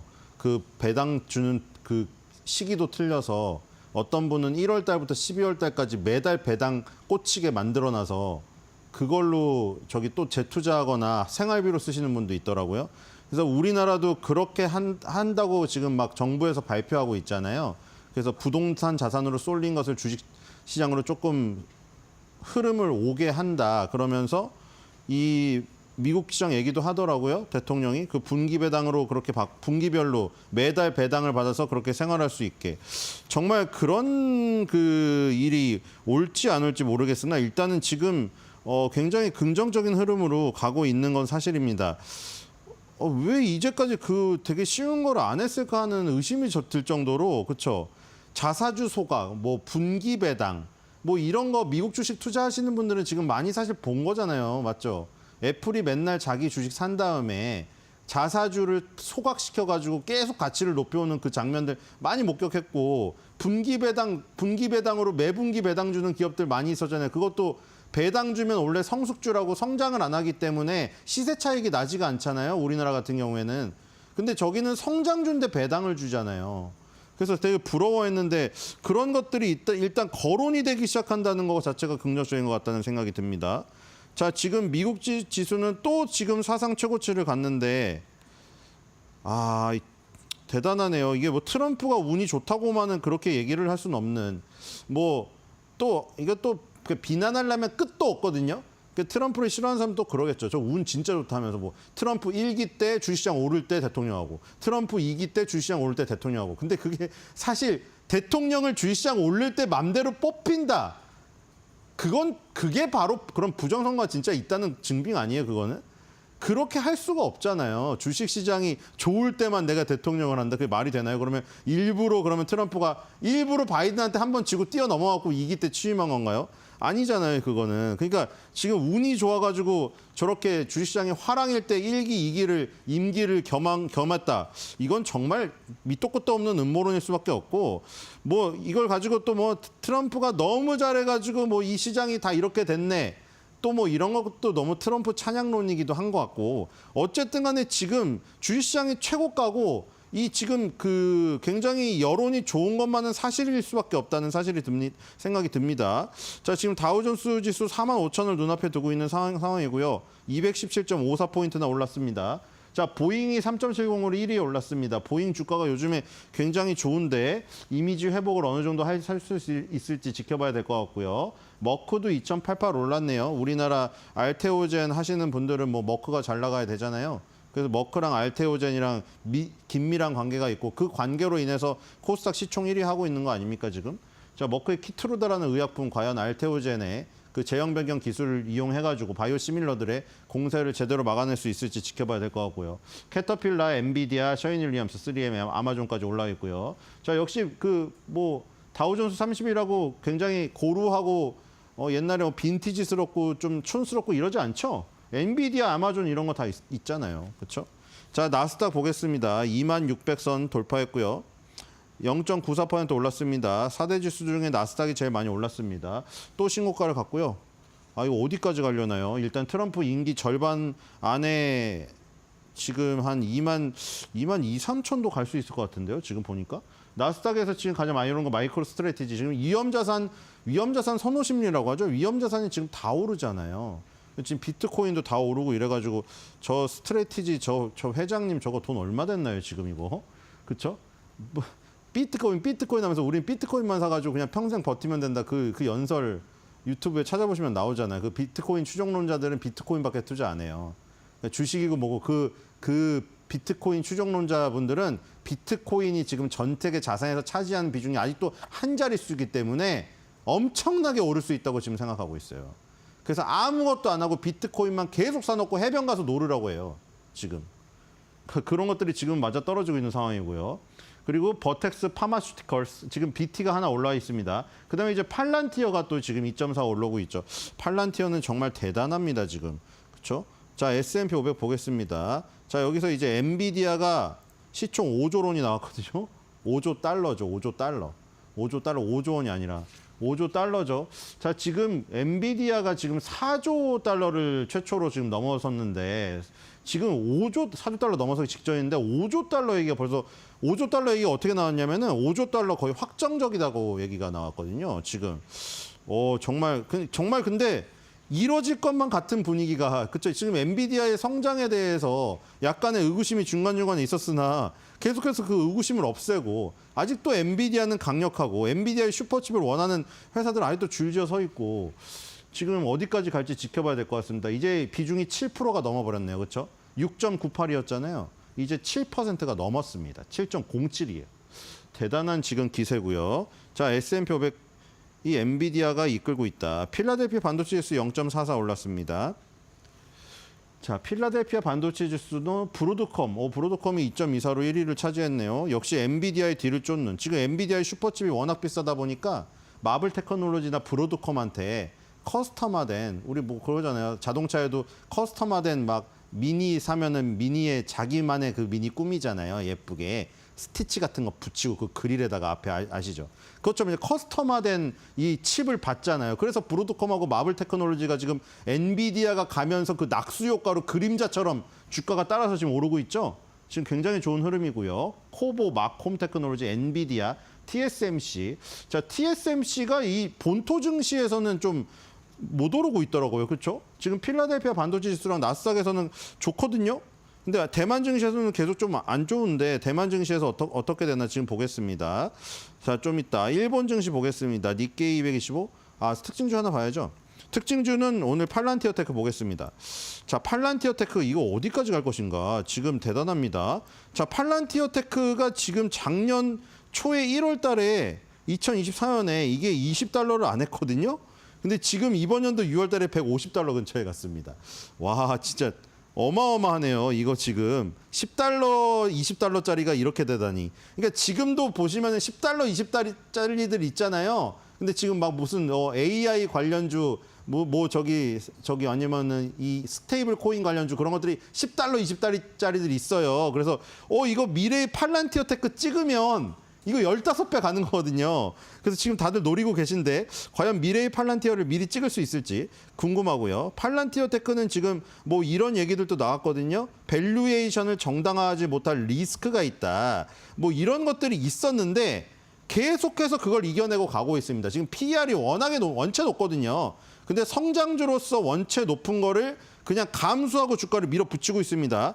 자, 지금 작년 5월달, 6월달부터죠. 5월달, 6월달부터 지금까지 1년 동안 음봉이 나온 달이요. 2025년 올해 3월 딱 한 달만 음봉이고 나머지 전부 빨간색 양봉입니다. 미쳤죠? 그러니까 매달 그 시작한 가격보다 그 종가가 높았다는 얘기예요. 자, 니케이 보겠습니다. 자, 니케이 지수 오늘 0.56 빠지고 있고요. 대만 갖고는 0.35 오르고 있네요. 우리나라가 오늘도 세계 중에 가장 많이 오릅니다. 우리나라 제일 세죠, 요즘에. 자, 도요타 자동차가 0.74 마이너스고 눈에 띄는 거는 소프트뱅크 그룹밖에 없죠. 어제 이제 그 IT나 뭐 엔비디아나 뭐 나스닥이 좋았기 때문이죠. 자, 대만은 역시 TSMC가 너무 약합니다. 0.46밖에 안 됩니다. 자, 델타 던저가 7% 가까이 급등하고 있지만 나머지들이 받쳐주지 못하고 있는 흐름입니다. 자, 코스피는 3,160선마저 돌파를 했어요. 3,163.18이고요. 코스닥도 795.95니까 800선을 눈앞에 두고 있습니다.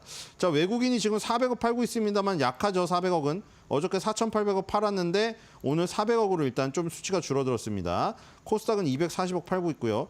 자, 거래소가 지금 외국인이 조금 주춤거리고 있는데 여기서 요즘에 개인의 힘으로 올려버리는 지금 괴력을 보여주고 있습니다. 자, 오늘은 3위의 삼성바이오로직스가 지금 가장 많이 오르고 있는 모습이고요. 자, 코스닥을 보겠습니다. 코스닥 역시 알테오젠,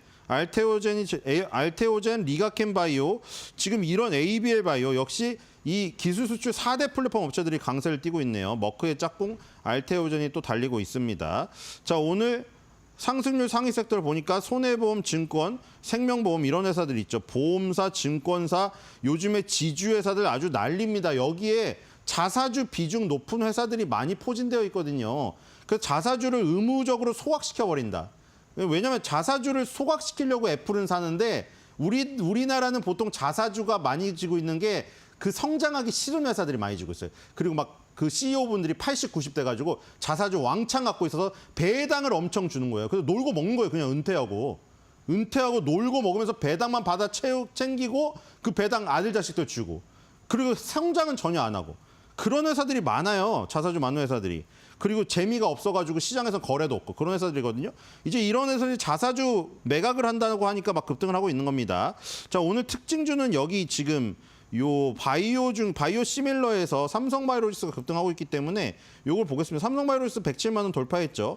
자, 일단 200% 의약품에 관세 부과한다는 거 1년 반 또 유예했습니다. 자, 이제 트럼프 전략 다 노출됐죠, 이제. 그렇죠? 던진 다음에 유예 기간 준 다음에 협상에서 최대치 이끌어내는 그거예요, 다.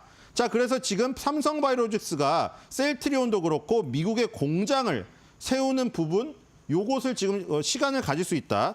이렇게 보시면 될 것 같습니다. 자, 그래서 이제 트럼프의 타코 전략은 노출이 됐고요. 타코라고 뭐 놀림을 받지만 그걸 유연성이라고 표현을 하고 있고 이 부분은 계속될 것 같습니다. 이번에 의약품 관세도 부과를 했다가 뺐죠. 1년 반. 그래서 삼성바이오로직스가 급등합니다. 그러니까 지금 삼성바이오로직스 입장에서는 기분이 좋을 겁니다. 자, 오늘의 한 줄 매도평. 타코 먹으니까 삼바춤이 절로 나네.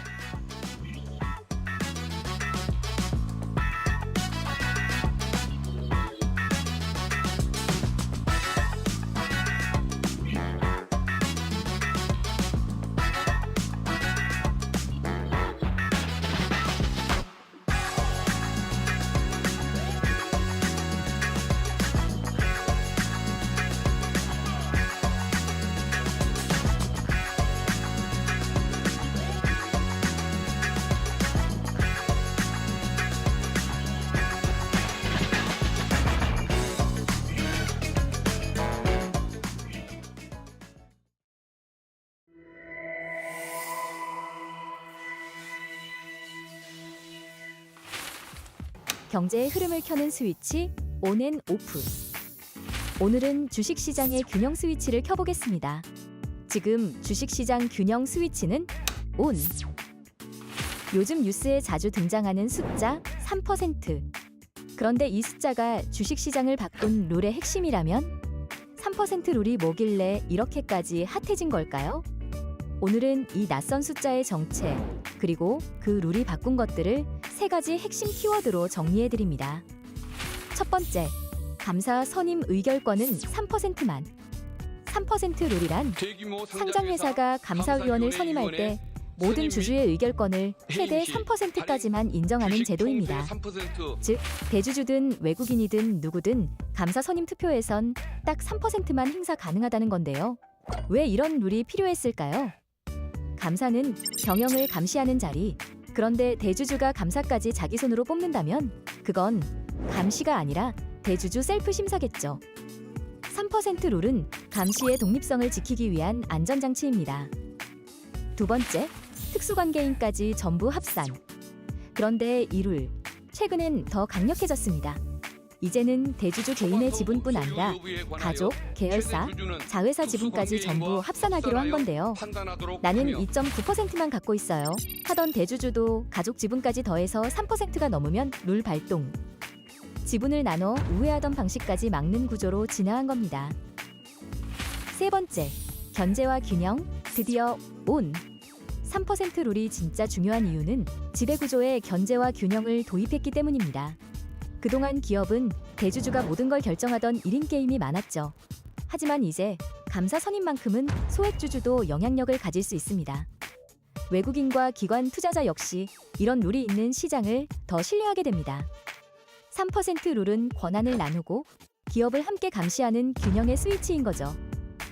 정리하자면 감사 선임 시 의결권을 3%로 제한해 감시의 독립성을 확보하고 가족 및 계열사 지분까지 합산해 우회 지배를 방지하며 소액주주도 견제 가능하도록 지배 구조에 균형을 도입해 시장 신뢰를 높입니다. 그래서 지금 주식시장 균형 스위치는 ON. 이 변화는 투자의 기회일까요? 아니면 또 다른 전환점의 예고일까요? 경제의 흐름을 켜는 스위치 ON 앤 OFF. 다음 시간엔 3% 룰을 둘러싼 엇갈린 시선으로 돌아옵니다. 누군가는 필요한 제도라 말하고 누군가는 경영권 침해라고 반발하는 상황. 3% 룰을 둘러싼 찬반의 시선과 그 속내를 3분 안에 풀어드릴게요.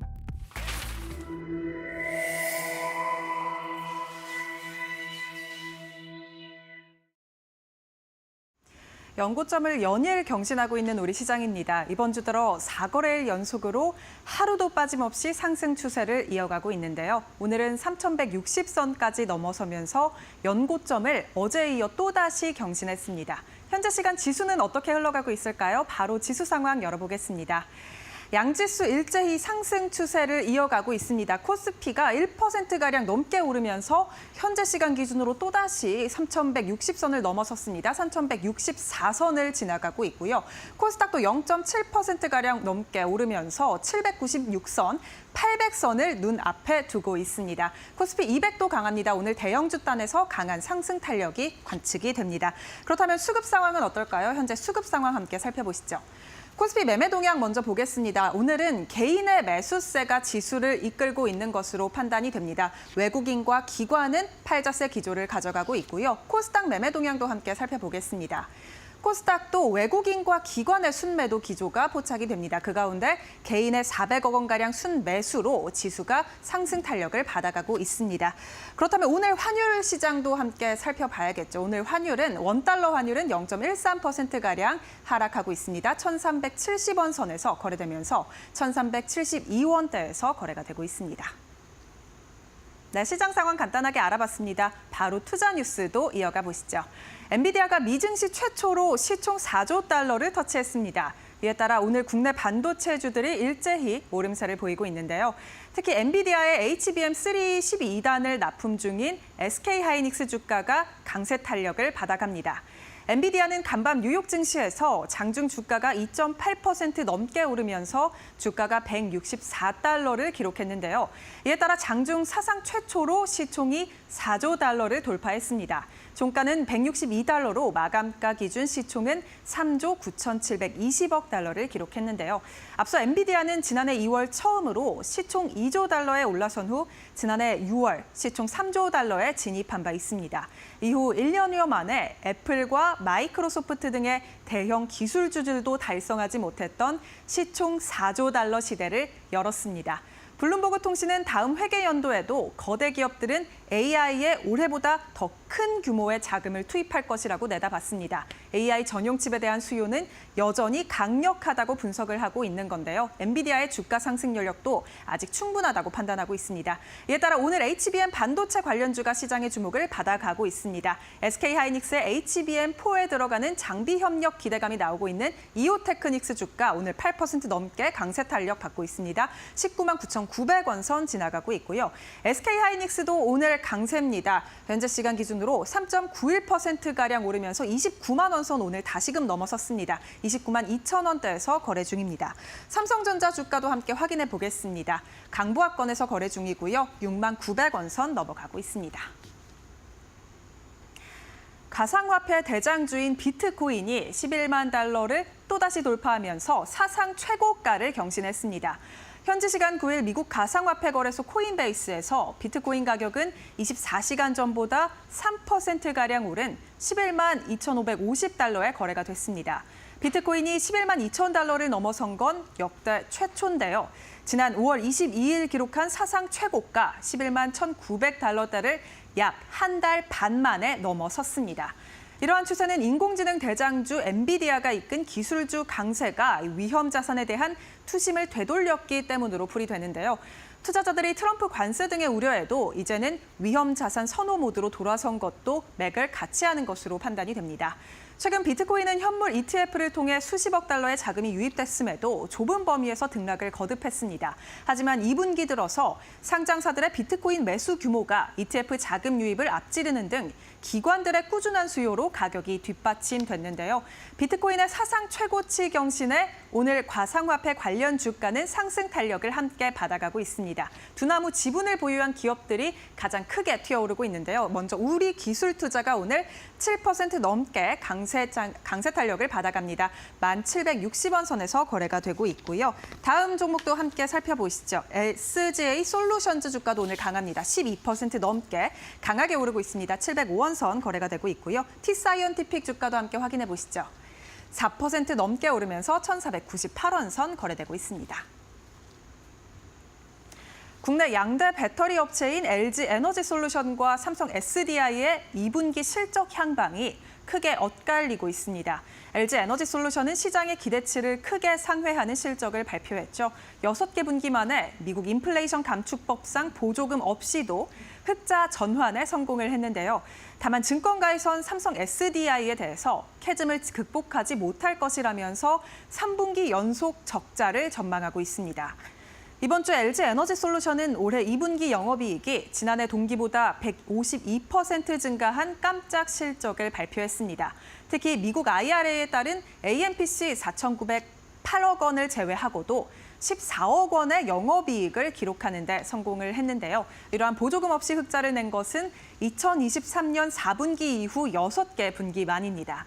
이번 호실적은 시대적으로 전기차 수요가 견고한 북미 시장에서 고수익 배터리 물량이 증가하면서 수익성이 개선됐고 또 북미에서의 ESS 생산 등이 실적에 긍정적인 영향을 미친 것으로 판단됩니다.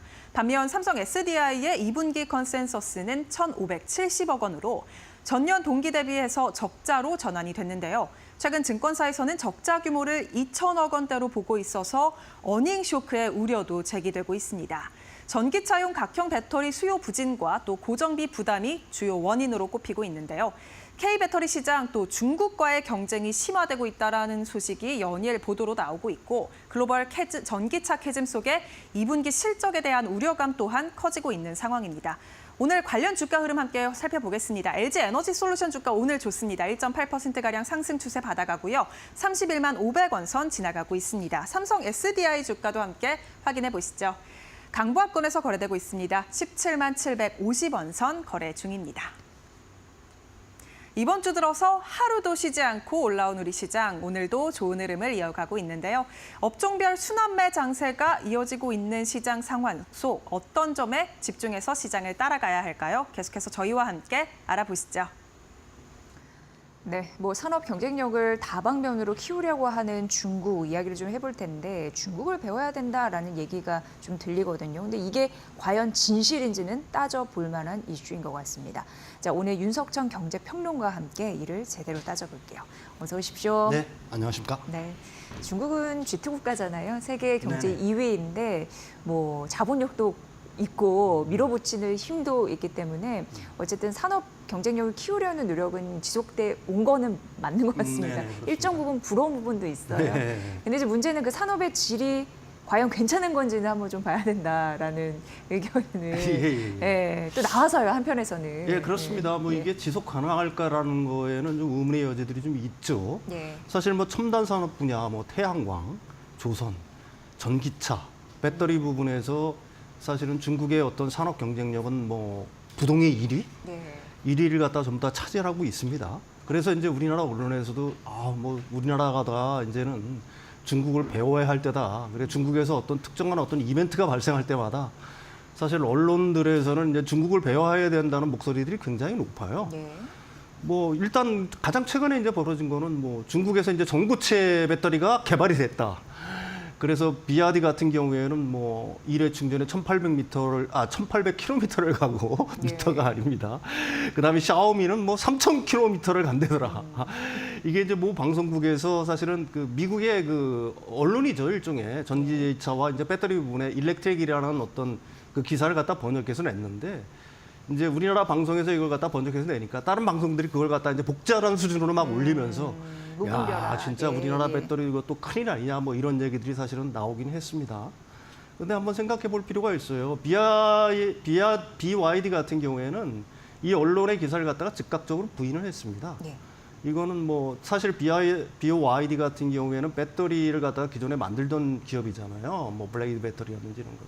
그러니까 전고체 배터리가 얼마나 어렵다는 걸 알고 있기 때문에 뭐 이런 거는 사실은 어떻게 보게 되면은 부정을 안 하면 자신들이 웃음거리가 될 수밖에 없으니까 부정을 한 거고요. 네. 샤오미는 아주 졌어요. 근데 샤오미 같은 경우는 IT 기업이잖아요.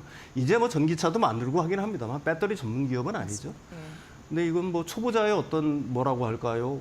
어떤 용기라고 해야 될까요? 이거 3,000km를 간다는 걸 갖다가 어떻게 보면 좀 고집하고 있어서 좀 우스운 느낌이 사실은 들고는 있는데 사실 전고체 배터리를 실험실 환경에서 만드는 거는 웬만한 기술력을 갖고 있으면 그렇게 어렵지는 않다라고 사실은 얘기를 합니다. 근데 이제 이게 실험실 환경에서 만드는 거랑 실제 그 주행, 양산을 해서 얼마나 이게 실증적으로 입증이 됐느냐, 수율이 따라오고 성능이 입증이 되느냐는 건 별개의 문제잖아요. 사실 도요타 같은 경우는 전고체 배터리 개발을 갖다 제일 먼저 시작을 했고 수조 원을 갖다가 투입을 했지만 아직도 명확한 실적을 못 내놓고 있는 건데 중국이 불과 몇 년 만에 전고체 배터리를 만들었다는 거는 사실 제가 생각하기에는 좀 이해가 안 간다 이렇게 얘기할 수가 있는 거고요. 전고체 배터리가 어려운 이유는 그 기존에는 이제 3원계 배터리는 전해 액이지 않습니까? 이걸 고체 전해질로 바꾼다는 얘기거든요. 근데 그렇게 되면 뭐 간단할 것 같지만은 이게 그 전고체 배터리 가장 큰 단점이 뭐냐면 충분강전이 거듭되면 될수록 음극의 리튬 결정이 쌓여요. 결정이 쌓이면은 이 고체니까 밀어낼 거 아닙니까? 전해질을.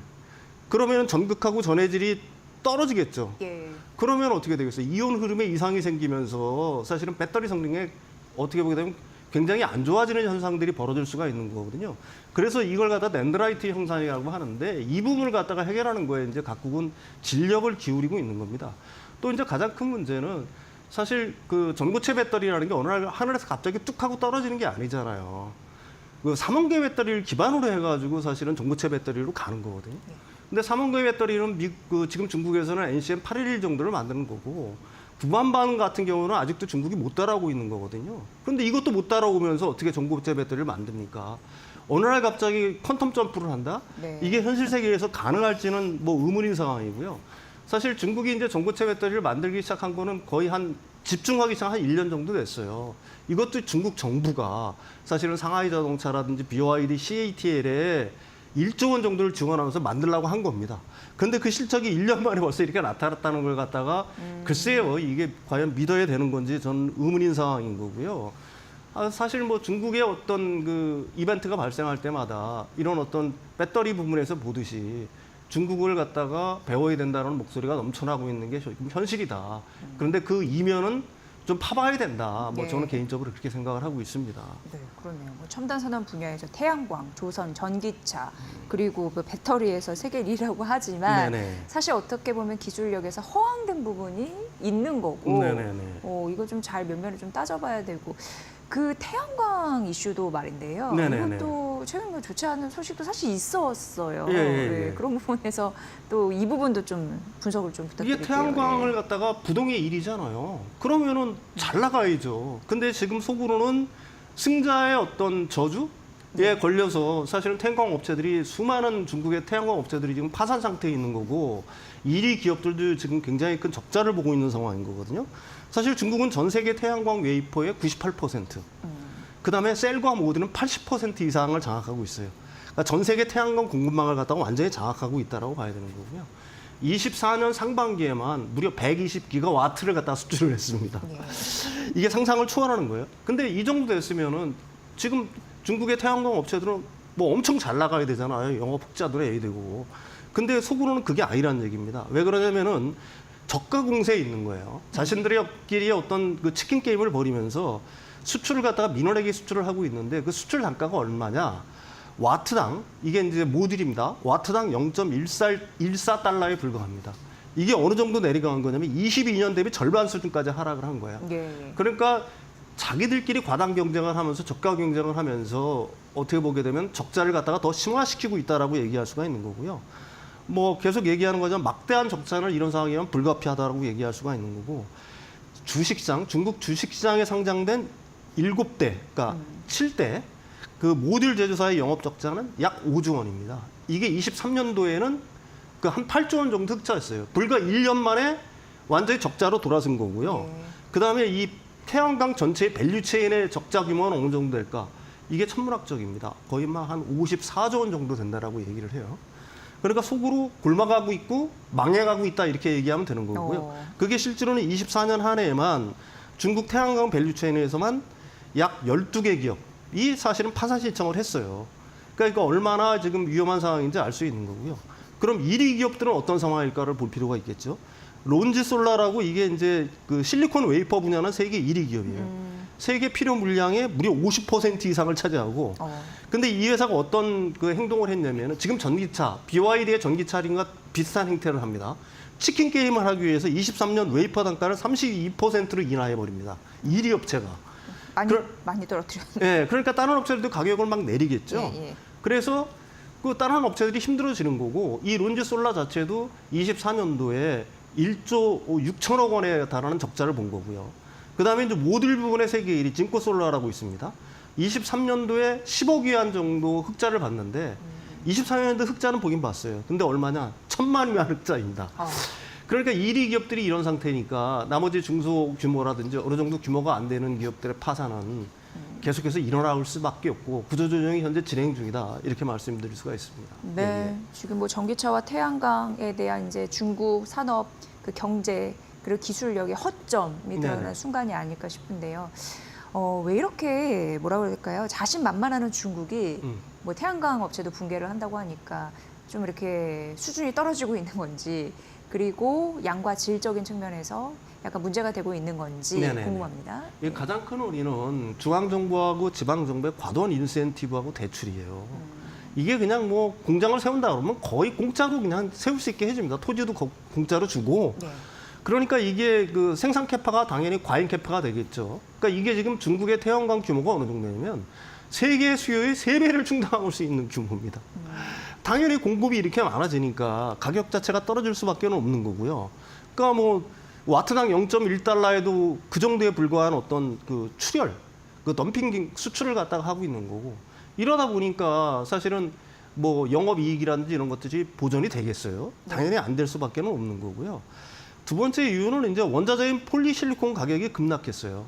이게 22년도에 킬로그램당 약 한 30달러 정도였거든요. 근데 24년도에는 이게 어느 정도 떨어졌냐? 한 80%가 떨어진 한 6달러 정도에 지금 거래가 되고 있는 거거든요. 그러면은 재고 평가손 뭐 불가피하겠죠. 엄청난 재고를 쌓아놨을 테니까. 그다음에 사실 정부 규제를 갖다가 하긴 했어요. 근데 이게 의미가 없어요. 이 부분도 지금 중국 전기차랑 똑같은 부분입니다. 중국 공산당은 24년 7월부터 신규 증설 프로젝트 시 자기 자본 30% 의무화라는 투자 규제 강화 조치를 발표합니다. 이것도 참 의미가 없어요. 어떻게 신규 프로젝트를 하는데 자기 자본 30%만을 갖다가 투자하고도 이걸 갖다 규제 조치라고 내는지 우리나라 입장에서 이해가 안 가죠. 우리가 뭐 새로운 공장 지으려면 적어도 자기 자본의 7, 80%는 있어야 될 거 아니에요. 근데 거의 공짜로 줘왔다는 얘기인데 그나마 이제 30%까지 올렸다는 건데 이게 왜 효과가 없냐? 이미 과잉 캐파잖아요. 그러니까 신규 프로젝트에만 이런 어떤 규제 조치를 동원을 하니까 그게 의미가 없다는 거고요. 또한 그 업체들은 자율 감산 및 가격 중수 선언문에도 서명을 했어요. 지금 전기차 업체들 다 서명했죠. 근데 이게 의미가 없는 이유가 뭐냐면 이를 지키는 순간 손실이 확정되기 때문에 사실은 아무도 지키려 하지 않는 겁니다. 이게 이제 그 두 번째 이유가 되는 거고요. 마지막으로 이제 국제적인 규제 움직임인데 중국산 제품에 대한 그 미국으로의 수출은 미국이 원천으로 막았습니다.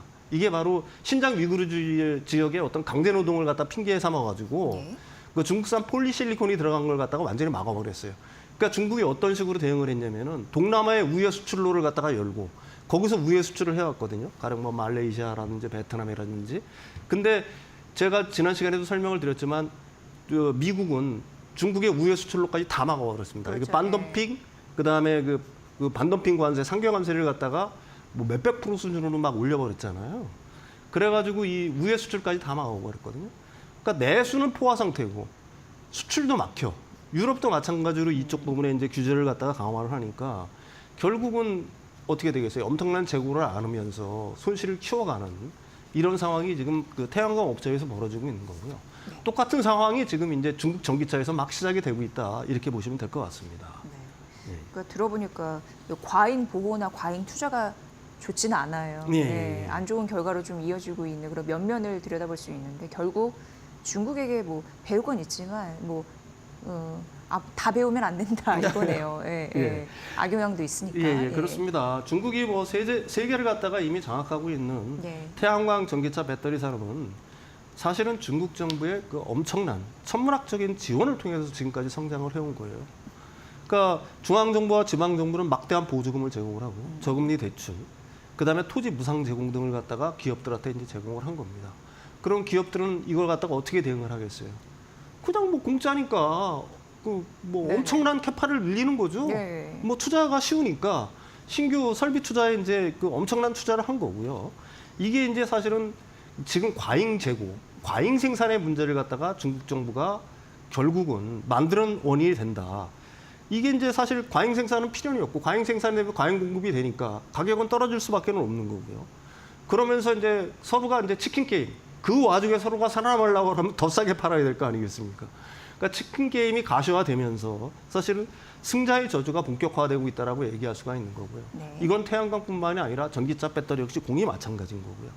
이제 문제는 지금부터예요. 중국 정부의 어떤 직접 지원이 무한정 지속될 수는 없는 거지 않습니까? 중국 정부의 돈은 어디서 뭐 진짜 땅을 파면 나온 돈이 아니잖아요. 그것도 한계가 있을 수밖에 없는 건데 그게 끊기는 순간 지금 자생력을 잃은 이런 어떤 중국이 1위라고 내세우는 여러 가지 산업들은 붕괴할 수밖에 없다.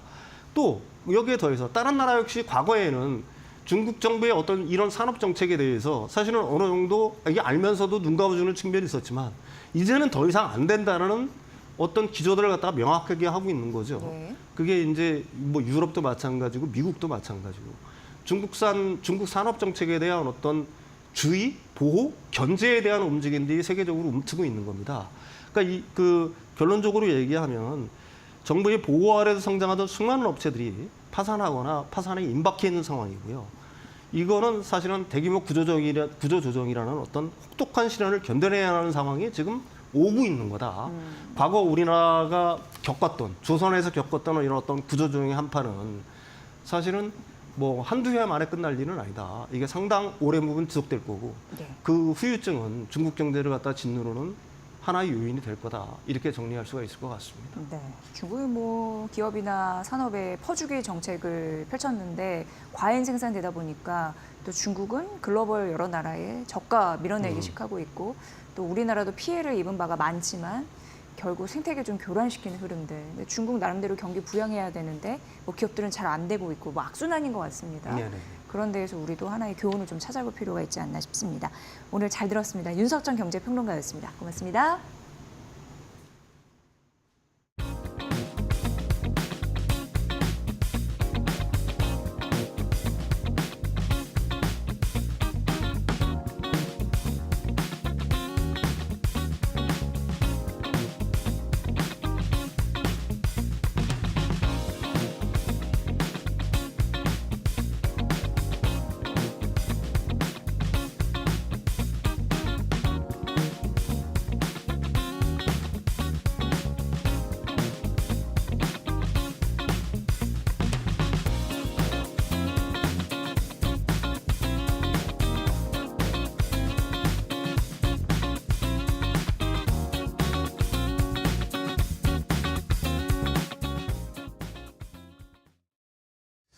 자, 오늘은 뭐 투자 포인트도 좋은데 소비와 관련된 여기에서 또 투자 아이디어가 연결될 수 있으니까 함께 확인을 해보겠습니다.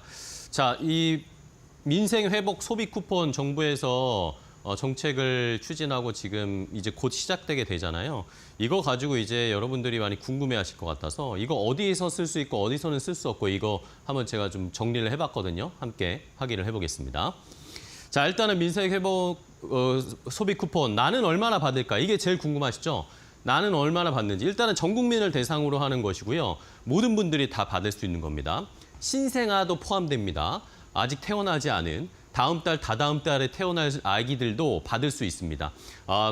여기에서 예외가 되는 것이 이제 9월 13일부터 10월 31일생 이제 신생아들은 2차 추가 지급 10만 원만 받을 수 있는데 어쨌든 전 국민을 대상으로 한다는 거. 기본적으로 생각하실 건 일반 국민은 1차로 15만 원 받고요. 그다음 2차 추가 지급 받아서 10만 원 받고 25만 원이 기본입니다. 근데 차상위 계층 한부모 가족 같은 경우에 조금 더 늘어나고 기초수급자분들도 조금 더 늘어납니다. 여기에 파란색, 녹색 글씨가 있는데 이것은 수도권 말고 비수도권 지역은 3만 원 이렇게 좀 추가 더 지급을 하고 농어촌 인구 감소 지역이라고 해서 지금 인구가 줄고 있는 지역에 계신 분들은 5만 원 플러스 5만 원을 더 받으시게 됩니다. 2차 지급을 할 때는 상위 10%는 받지 않게 되고요. 그러니까 상위 10%의 소득을 가지고 계신 분들은 15만 원 받고 끝이라는 거 생각을 하시면 됩니다. 대략 내가 얼마 받는지 감이 오시죠? 자, 그렇다면 어떻게 받느냐? 이걸 어떻게 받느냐도 궁금하실 텐데 신청 기간이 7월 21일부터 시작입니다. 요때부터 1차 9월 12일까지 받고 2차는 9월 22일부터 10월 31일까지 받으실 수 있는데 신청하면은 그 다음 날 바로 받으실 수가 있습니다. 신용 체크카드로 받는 게 일단 가장 편하겠죠. 여러분들이 앱이나 홈페이지에서 바로 신청을 하시면 되고 지역사랑 상품권은 각 지자체 앱이나 홈페이지를 통해서 받을 수 있고요. 아니면은 내가 이 카드류로 받고 싶다. 선불 카드나 아니면은 종이 이 상품권 있잖아요. 요것도로 나눠줄 수 있는데 요거는 주소지에 주민센터에 가시면은 직접 수령을 하실 수가 있습니다. 신용카드, 체크카드 같은 경우에는 내가 쓰는 카드에다가 받아서 그냥 여기저기서 쓰면 되겠지라고 생각을 하실 수도 있는데 다음 페이지를 넘겨보시면 요게 약간은 신경 쓰실 게 있어요. 어디서 쓸 수 있는지를 봐야 되는데 지역사랑 상품권 가맹점에서 다 쓸 수 있고 연매출 30억 원 이하인 매장에서만 사용이 가능합니다. 그러니까 만약에 내가 쓰는 체크카드, 신용카드에다가 25만 원을 받아가지고 내가 평소에 쓰는 것처럼 써야지라고 했는데 만약에 백화점에서만 소비를 많이 하시는 분이다. 그러면 이게 차감이 안 되는 거예요. 내가 그냥 개인 돈을 쓰게 되는 겁니다. 대형마트나 백화점, 면세점은 연매출 30억 당연히 넘겠죠. 그러니까 제외되고 애플, 샤넬 뭐 이런 데 안 됩니다. 대형 전자제품 아니면 프랜차이즈 직영점 이런 데 안 돼요. 그리고 전자, 온라인, 인터넷 결제도 안 됩니다. 이런 것들은 좀 제외하셔야 되고 대부분 요 민생회복 쿠폰이라고 스티커가 붙어 있을 겁니다. 가게들에. 여기에서는 다 사용이 가능해요. 뭐 많이 우리가 그전에 지원금 받을 때 안경 맞추신 분들 많죠. 미용실 가도 되고요. 그리고 약국 의원, 병원도 됩니다. 이런 것들 잘 살펴보시고 이제 헷갈릴 수 있는 만한 것들을 몇 개 포인트를 집어서 좀 알려드리면 일단은 스타벅스 안 됩니다. 왜냐하면 스타벅스는 전국에 다 직영점이거든요. 그래서 매출이 30억 원 이상이겠죠. 스타벅스 안 됩니다. 근데 할리스는 돼요. 할리스는 가맹점이 대부분이니까 가맹 매장에선 사용이 가능합니다. 현대백화점, 이마트 연매출 30억 원이니까 안 됩니다. 그리고 GS25. 근데 편의점은 또 됩니다. 왜냐? 편의점은 대부분 가맹점이잖아요. 그리고 다이소도 됩니다. 다이소도 사용은 가능하다라는 거. 그다음 보면요. 인터넷에서 결제가 안 된다고 했잖아요. 쿠팡 당연히 안 됩니다. 쿠팡에서는 이 민생회복 소비쿠폰 쓸 수가 없고요. 배민도 안 됩니다. 근데 예외가 있어요. 배민에서는 그 가맹점에 단말기를 가져와서 만나서 결제 기능이 있잖아요. 요거는 가능합니다. 여기에서는 민생회복 소비쿠폰 쓰실 수 있다라는 거 참고를 해주시고요. 마지막으로 여러분들이 쓰실 수 있는, 여러분들이 살고 계신 그 광역권에서 쓸 수 있습니다. 저는 서울에 사니까 서울시에서는 다 사용할 수 있다라는 거. 사용 기한은 11월 30일까지 다 쓰셔야 됩니다. 11월 30일 지나면 이게 그냥 미사용 시에는 국고가 환수돼 버리거든요. 그러니까 마지막까지 빨리 써주시는 것도 중요한데 빨리 써야 우리나라의 경제 부스터 역할을 하고 경제 성장률도 0%대가 아니라 1%대로 올라갈 수도 있을 거다라는 그런 해석들도 있으니까 잘 사용하시고 유용하게 사용하셔서 경제에도 좀 도움이 되기를 기원해 보겠습니다. 앵커 브리핑이었습니다. 네, 어느덧 코스피가 3,200선에 다가서고 있는 상황입니다. 연고점 경신했는데 지속적으로 그런 힘이 있었으면 좋겠습니다. 네. 실적 중요하고 정부 정책 계속 보십시오. 네, 오늘 저희가 준비한 소식은 여기까지고요. 내일 또 인사드리겠습니다. 시청해 주신 여러분 고맙습니다. 고맙습니다.